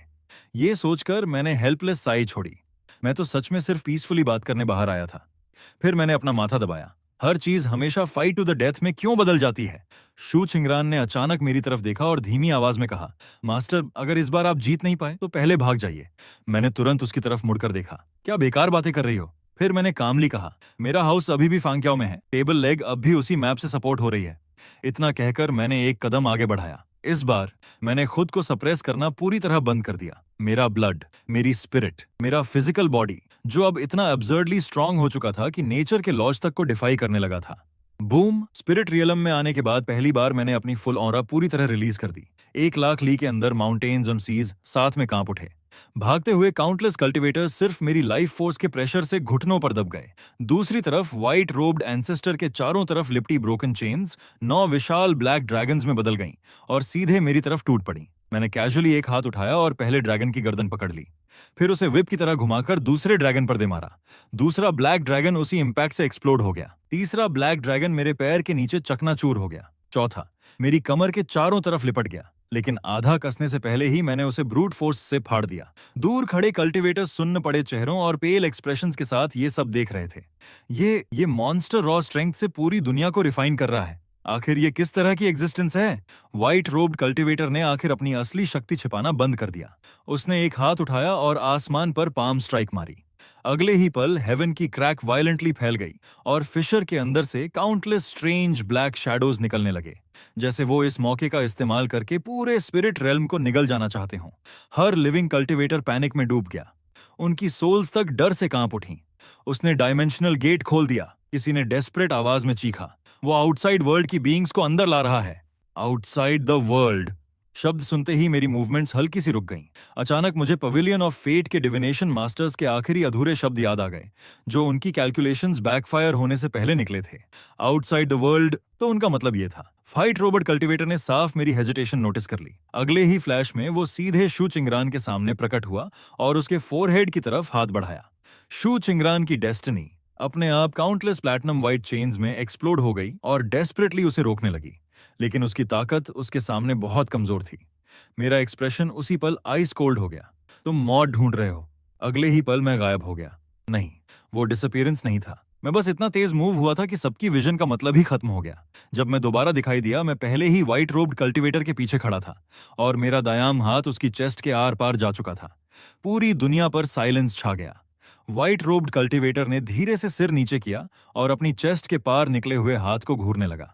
मेरी पाम के अंदर एक ब्लैक स्फीयर था, रात से भी ज्यादा काला। वो फ्लैश एंड ब्लड हार्ट नहीं था, बल्कि किसी एंडलेसली पल्सेटिंग कोर जैसा था। पहली बार मुझे अपनी हैंड में बर्निंग सेंसेशन महसूस हुई। साधारण हीट नहीं, बल्कि हायर लेवल एग्जिस्टेंस की शक्ति से पैदा हुई स्कॉचिंग फीलिंग। फिर भी मैंने हेजिटेशन नहीं की। मैंने अचानक अपनी फिंगर्स कस दी। बूम! ब्लैक स्फीयर उसी पल एक्सप्लोड हो गया। व्हाइट रोबर्ट कल्टिवेटर का पूरा शरीर वायलेंटली कांप उठा, जैसे उसकी सारी सपोर्ट अचानक खींच ली गई हो। उसके चारों तरफ की इमॉर्टल लाइट तेजी से फेड होने लगी, लेकिन वो तुरंत नहीं मरा। इसके बजाय उसके स्मूथ पेल फेस के बीच में धीरे धीरे एक दरार खुली, जैसे होंठ अलग हो रहे हों। फिर एक बेहद शार्प वॉइस सीधे मेरे माइंड के अंदर गूंजी, तो ये तुम हो? मेरी आंखें हल्की सिकुड़ गईं। तुम मुझे जानते हो? नहीं, आवाज टूटे हुए फ्रैगमेंट्स में बोली, लेकिन तुम्हारे जैसे और भी हैं। उसका शरीर तेजी से कोलैप्स होने लगा। मैंने गहराई से फ्राउन किया और आगे पूछा, तुम्हारा मतलब क्या है? और फिर क्या? व्हाइट रोब्ड कल्टिवेटर काफी देर तक साइलेंट रहा, फिर आखिर सिर्फ 4 शब्द बोला, डू नॉट असेंड फर्दर। जैसे ही वो शब्द खत्म हुए, उसका पूरा शरीर ग्रे व्हाइट लाइट में बदल गया और पूरी तरह बिखर गया। उसी समय वो डायमेंशनल गेट भी धीरे धीरे खुद बंद होने लगा, जिसे उसने जबरदस्ती खोला था। आसमान और धरती आखिर अपने ओरिजिनल कलर्स में लौट आए। हर सर्वाइविंग कल्टिवेटर मुझे मोशनलेस घूर रहा था। कोई चीयर्स नहीं, कोई सेलिब्रेशन नहीं, सिर्फ फियर, गहरा इंस्टिंक्टिव फियर, क्योंकि उन्होंने अपनी आंखों से एक ऐसे आदमी को देखा था जो खुद को सिर्फ टाउन चीफ कहता था और जिसने इमॉर्टल लेवल एग्जिस्टेंस को बेयर हैंड्स से फाड़ डाला था। मैं काफी देर तक चुपचाप वहीं खड़ा रहा। फिर शू चिंगरान धीरे धीरे मेरी तरफ चली आई और सावधानी से पूछने लगी, मास्टर, आप ठीक हैं? मैंने सिर नीचे किया और अपनी पाम की तरफ देखा। उसके बीच में फेंट ग्रे व्हाइट मार्क्स बचे थे जो ब्लैक स्फीयर ने छोड़े थे। शू चिंगरान का एक्सप्रेशन तुरंत टाइट हो गया। क्या ये सीरियस है? मैंने धीरे से सिर हिलाया। ये वूंड नहीं है। फिर मैंने हेल्पलेस साई छोड़ी। बस, अब ट्रबल और भी बड़ा हो गया है। शू चिंगरान ब्लैंक एक्सप्रेशन के साथ मुझे देखती रह गई। ऐसे समय में भी आप अभी तक ट्रबल के बारे में सोच रहे हैं? लेकिन तभी आधे खुले एंशंट गेट के अंदर गहराई में फेंट लाइट फ्लिकर हुई। मैंने तुरंत अपनी डिवाइन सेंस आगे फैलाई और मेरा एक्सप्रेशन हल्का सा बदल गया। अंदर अभी भी कुछ है? शू चिंगरान ने भी गेट की तरफ देखा और धीरे से पूछा, क्या हमें अंदर जाना चाहिए? मैं बहुत देर तक साइलेंट रहा। ओरिजिनली मेरा अंदर जाने का कोई इरादा नहीं था, लेकिन उस इमॉर्टल लेवल एग्जिस्टेंस की मरने से पहले छोड़ी गई आखिरी वार्निंग को इग्नोर करना इम्पॉसिबल था, खासकर मेरे जैसे इंसान के लिए। मैंने धीरे से सिर हिलाया। चलो अंदर जाकर देखते हैं, उसके बाद तुरंत निकल जाएंगे। फिर मैं एंशिएंट गेट के अंदर कदम रखकर चला गया, जबकि शु चिंगरान मेरे बिल्कुल पीछे थी। गेट के दूसरी तरफ कोई इमॉर्टल पैराडाइजेस नहीं था, वहां सिर्फ ग्रेव हाइट रुइंस से भरी कोलैप्स्ड वेस्टलैंड थी। यहाँ कोई स्पिरिचुअल एनर्जी नहीं थी, यहाँ तक कि फ्लोइंग टाइम का भी कोई निशान नहीं था। एंडलेस डिब्रीज के बीच सिर्फ एक रुइंड स्टोन टेम्पल अकेला खड़ा था। टेम्पल के एंट्रेंस के सामने एक टूटा हुआ स्टोन मॉन्यूमेंट पड़ा था, लेकिन जिसने मुझे शॉक किया वो मॉन्यूमेंट नहीं था, बल्कि उस पर लिखा हुआ टेक्स्ट था। वहां स्पिरिट रेल्म कैरेक्टर्स नहीं थे, कोई एंशिएंट रून्स नहीं थे, बल्कि उस स्टोन पर ऐसे सिंबल्स लिखे थे जिन्हें मैंने तुरंत पहचान लिया। Simplified Chinese characters. इतने सालों में पहली बार मैं सच में शॉक में फ्रीज हो गया। शु चिंगरान उन वर्ड्स को समझ नहीं सकी, इसलिए उसने धीरे से पूछा, मास्टर, वहां क्या लिखा है? मैं काफी देर तक ब्रोकन मॉन्यूमेंट को चुपचाप घूरता रहा, फिर धीरे धीरे हर वर्ड पढ़ने लगा। अगर तुम ये वर्ड्स पढ़ सकते हो तो इसका मतलब है कि मैं फेल हो गया। मैं तुम्हारी तरह हूं, मैं भी कहीं और से आया हूं, और तुम्हारी तरह मैंने भी टाइम के साथ साथ चलना सीखा। हायर वर्ल्ड कोई इमॉर्टल रेल्म नहीं है, वो हंटिंग ग्राउंड है। असेंशन सिर्फ एक बड़े केज में भेजे जाने से पहले ग्रोथ है। अगर तुम ये पढ़ रहे हो तो इसका मतलब है कि मैं उस ग्रास्प से आजाद नहीं हो पाया। जल्दी में आगे असेंड मत करना, कम से कम तब तक नहीं जब तक तुम एक पंच से हेवेंस तोड़ने लायक स्ट्रांग ना हो जाओ। पेडेस्टल के नीचे मैंने हमारी सेम ओरिजिन वाली एक चीज छोड़ी है, वो किसी दूसरे इंसान के साथ लॉन्जेविटी शेयर कर सकती है। मॉर्टल वर्ल्ड की एक छोटी ट्रेस उन लोगों के लिए जो बाद में आएंगे। मैसेज खत्म करने के बाद मैं बहुत देर तक साइलेंट खड़ा रहा। शु चिंगरान भी बिना मुझे डिस्टर्ब किए चुपचाप मेरे पास खड़ी रही। वो वर्ड्स समझ नहीं पा रही थी, लेकिन फिर भी मेरी आंखों में मौजूद इमोशन साफ देख सकती थी। वो फियर नहीं था, वो उस कामनेस जैसा था जो किसी ऐसे इंसान की ट्रेस मिलने पर आती है जो मेरी तरह था। र्यून्ड स्टोन हॉल के अंदर एक छोटा ब्रॉन्जर लैंप लटका हुआ था। उसमें कोई स्पिरिचुअल एनर्जी नहीं थी, सिर्फ ऐसी ऑरा थी जिसकी ओरिजिन बिल्कुल मेरी एग्जिस्टेंस जैसी थी। जैसे ही मैंने उसे छुआ, मैं तुरंत उसका पर्पस समझ गया। वो किसी इंसान को पूरी तरह मेरे जैसा नहीं बना सकता था। ऐसा नहीं कि वो एंडलेस ग्रोथ और इन्फिनिट एक्यूमुलेशन हासिल कर ले, लेकिन वो किसी को मेरे साथ बेहद लंबी लाइफ स्पैन शेयर करने की एबिलिटी दे सकता था। इंस्टिंक्टिवली मैंने अपना सिर शु चिंगरान की तरफ घुमा लिया। जैसे ही उसने मेरी नजर नोटिस की, उसका चेहरा तुरंत कानों तक लाल हो गया। फिर भी उसने धीरे से पूछा, मास्टर, मॉन्यूमेंट पर आखिर लिखा क्या था? मैंने कुछ देर शांत होकर सोचा, फिर जवाब दिया। उसने कहा, अभी आगे असेंड मत करना। शु चिंगरन ने तुरंत सिर हिला दिया, तो मैं भी नहीं जाऊंगी। उसने इतनी जल्दी जवाब दिया जैसे उसे कभी इस बारे में सोचने की जरूरत ही ना पड़ी हो। अचानक मैं हल्का सा मुस्कुराया। ये पूरी जर्नी ओरिजिनली ट्रबल खत्म करने के लिए थी, लेकिन उस ट्रबल के आखिर में मुझे अपने जैसा एक और इंसान मिला, जिसने अपने बाद आने वालों के लिए लैंप छोड़ दिया था। र्यून्ड वैली छोड़ने से पहले मैंने आखिरी बार ग्रेव हाइट रूइंस की तरफ देखा। फिर मैंने एक पंच मारा, पूरा सील्ड वर्ल्ड ओसरसिप और उसके साथ डायमेंशनल गेट भी पीसेस में टूटकर नथिंगनेस में गायब हो गया। मुझे कोई रिस्क लेने का इरादा नहीं था। अगर वो एंशिएंट एग्जिस्टेंस एक बार बाहर आ चुका था तो कभी ना कभी फिर एस्केप कर सकता था, और जो चीज मेरी पीसफुल लाइफ डिस्ट्रॉय कर सकती थी उसे हमेशा के लिए दफन हो जाना चाहिए था। जब मैं और शु चिंगरन वापस सी ऑफ हिडन अर्थ पहुंचे, तब भी चारों ग्रेट फैक्शंस के मास्टर्स उसी जगह घुटनों पर झुके हुए थे। उनमें से किसी की हिम्मत तक नहीं हुई सिर उठाने की। ऑनेस्टली मुझे उनसे ज्यादा कुछ कहना भी नहीं था। मैंने बस एक सेंटेंस छोड़ा और शु चिंगरान के साथ मुड़कर चल दिया। रास्ते में वो खुद को रोक नहीं पाई और धीरे से हंस पड़ी। उस रात मैं कोर्टयार्ड में बैठकर चुपचाप टी बना रहा था। मैंने छोटा ब्रॉन्ज लैम्प स्टोन टेबल पर रखा, फिर धीरे से उसे शु चिंगरान की तरफ सरका दिया। यहाँ अभी एक चीज बची है, मैंने धीमी आवाज में कहा। ऐसी चीज जो किसी इंसान को बहुत बहुत लंबे समय तक जीने दे सकती है। फिर मैंने हेल्पलेस एक्सप्रेशन के साथ जोड़ा, प्राइस बस इतना है कि फ्यूचर में उसे हर दिन मेरा चेहरा देखना पड़ सकता है। ऑनेस्टली काफी ट्रबलसम लगता है। शु चिंगरान पूरी तरह फ्रीज हो गई। वो उस छोटे ब्रॉन्जस लैंप को घूरती रही और उसकी आंखें धीरे धीरे लाल होने लगीं। 100 साल से ज्यादा, जब वो सिर्फ 10 साल की थी तब से लेकर आज तक, वो इसी पल का इंतजार कर रही थी। इंतजार कि आखिर मैं पहली बार ऐसे फ्यूचर की बात करूं जिसमें वो शामिल हो। उसने तुरंत लैंप को नहीं छुआ। इसके बजाय उसने सीधे मेरी आंखों में देखा और गंभीरता से पूछा, मास्टर, क्या इसे मुझे एक्सेप्ट करना माना जाएगा? मैं काफी देर तक टी कप पकड़े साइलेंट बैठा रहा और कोई जवाब नहीं दिया, लेकिन शु चिंगरान अचानक फिर भी मुस्कुरा दी। फिर उसने धीरे से ब्रॉन्ज लैंप को अपने हाथों में पकड़ लिया। मूनलाइट कोर्टयार्ड पर सॉफ्टली गिर रही थी और उसकी आंखों को इल्यूमिनेट कर रही थी, जैसे उनमें काउंटलेस शैटर्ड स्टार्स छिपे हों। उस रात विंड ब्रिज टाउन में कोई हेवनली ट्रिबुलेशन नहीं हुई, कोई स्ट्रेंज फिनोमिनन नहीं हुआ, कोई अर्थ शैटरिंग मिरेकल नहीं हुआ। वहां सिर्फ एक छोटा लैंप था जो कोर्टयार्ड में चुपचाप जल रहा था, और वो लैंप पूरी रात जलता रहा। कई साल बाद भी स्पिरिट रेल्म के लोग सी ऑफ हिडन अर्थ की बैटल के बारे में बातें करते रहे, उस स्ट्रेंज मैन के बारे में जिसने इमॉर्टल वाइटैलिटी तोड़ दी और एंशंट बीइंग्स को बेयर हैंड से फाड़ डाला। कुछ कहते थे कि मैं हायर वर्ल्ड में असेंड कर चुका हूं, कुछ मानते थे कि मैं किसी सेक्रेड लैंड में छिपा हूं, और कुछ इंसिस्ट करते थे कि मैं इंसान ही नहीं बल्कि किसी एंशंट सुप्रीम एग्जिस्टेंस का रीइंकारनेशन हूं।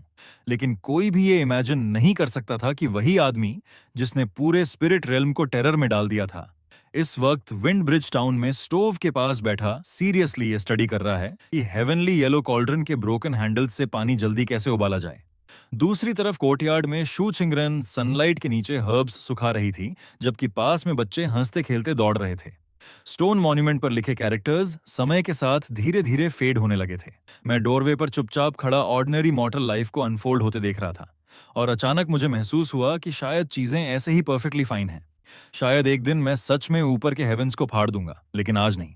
आज मैं सिर्फ एक विलेज चीफ था जो नेबर्स, सबॉर्डिनेट्स और इस बात की चिंता कर रहा था कि किसका चिकन फिर किसी और के कोर्टयार्ड में घुस गया। इनविंसिबिलिटी, इमॉर्टैलिटी, वर्ल्ड्स के पार छिपे सीक्रेट्स, ये सब बाद में भी इंतजार कर सकते थे। आखिर मेरे पास बहुत समय था, और इस बार मैं अकेला नहीं था।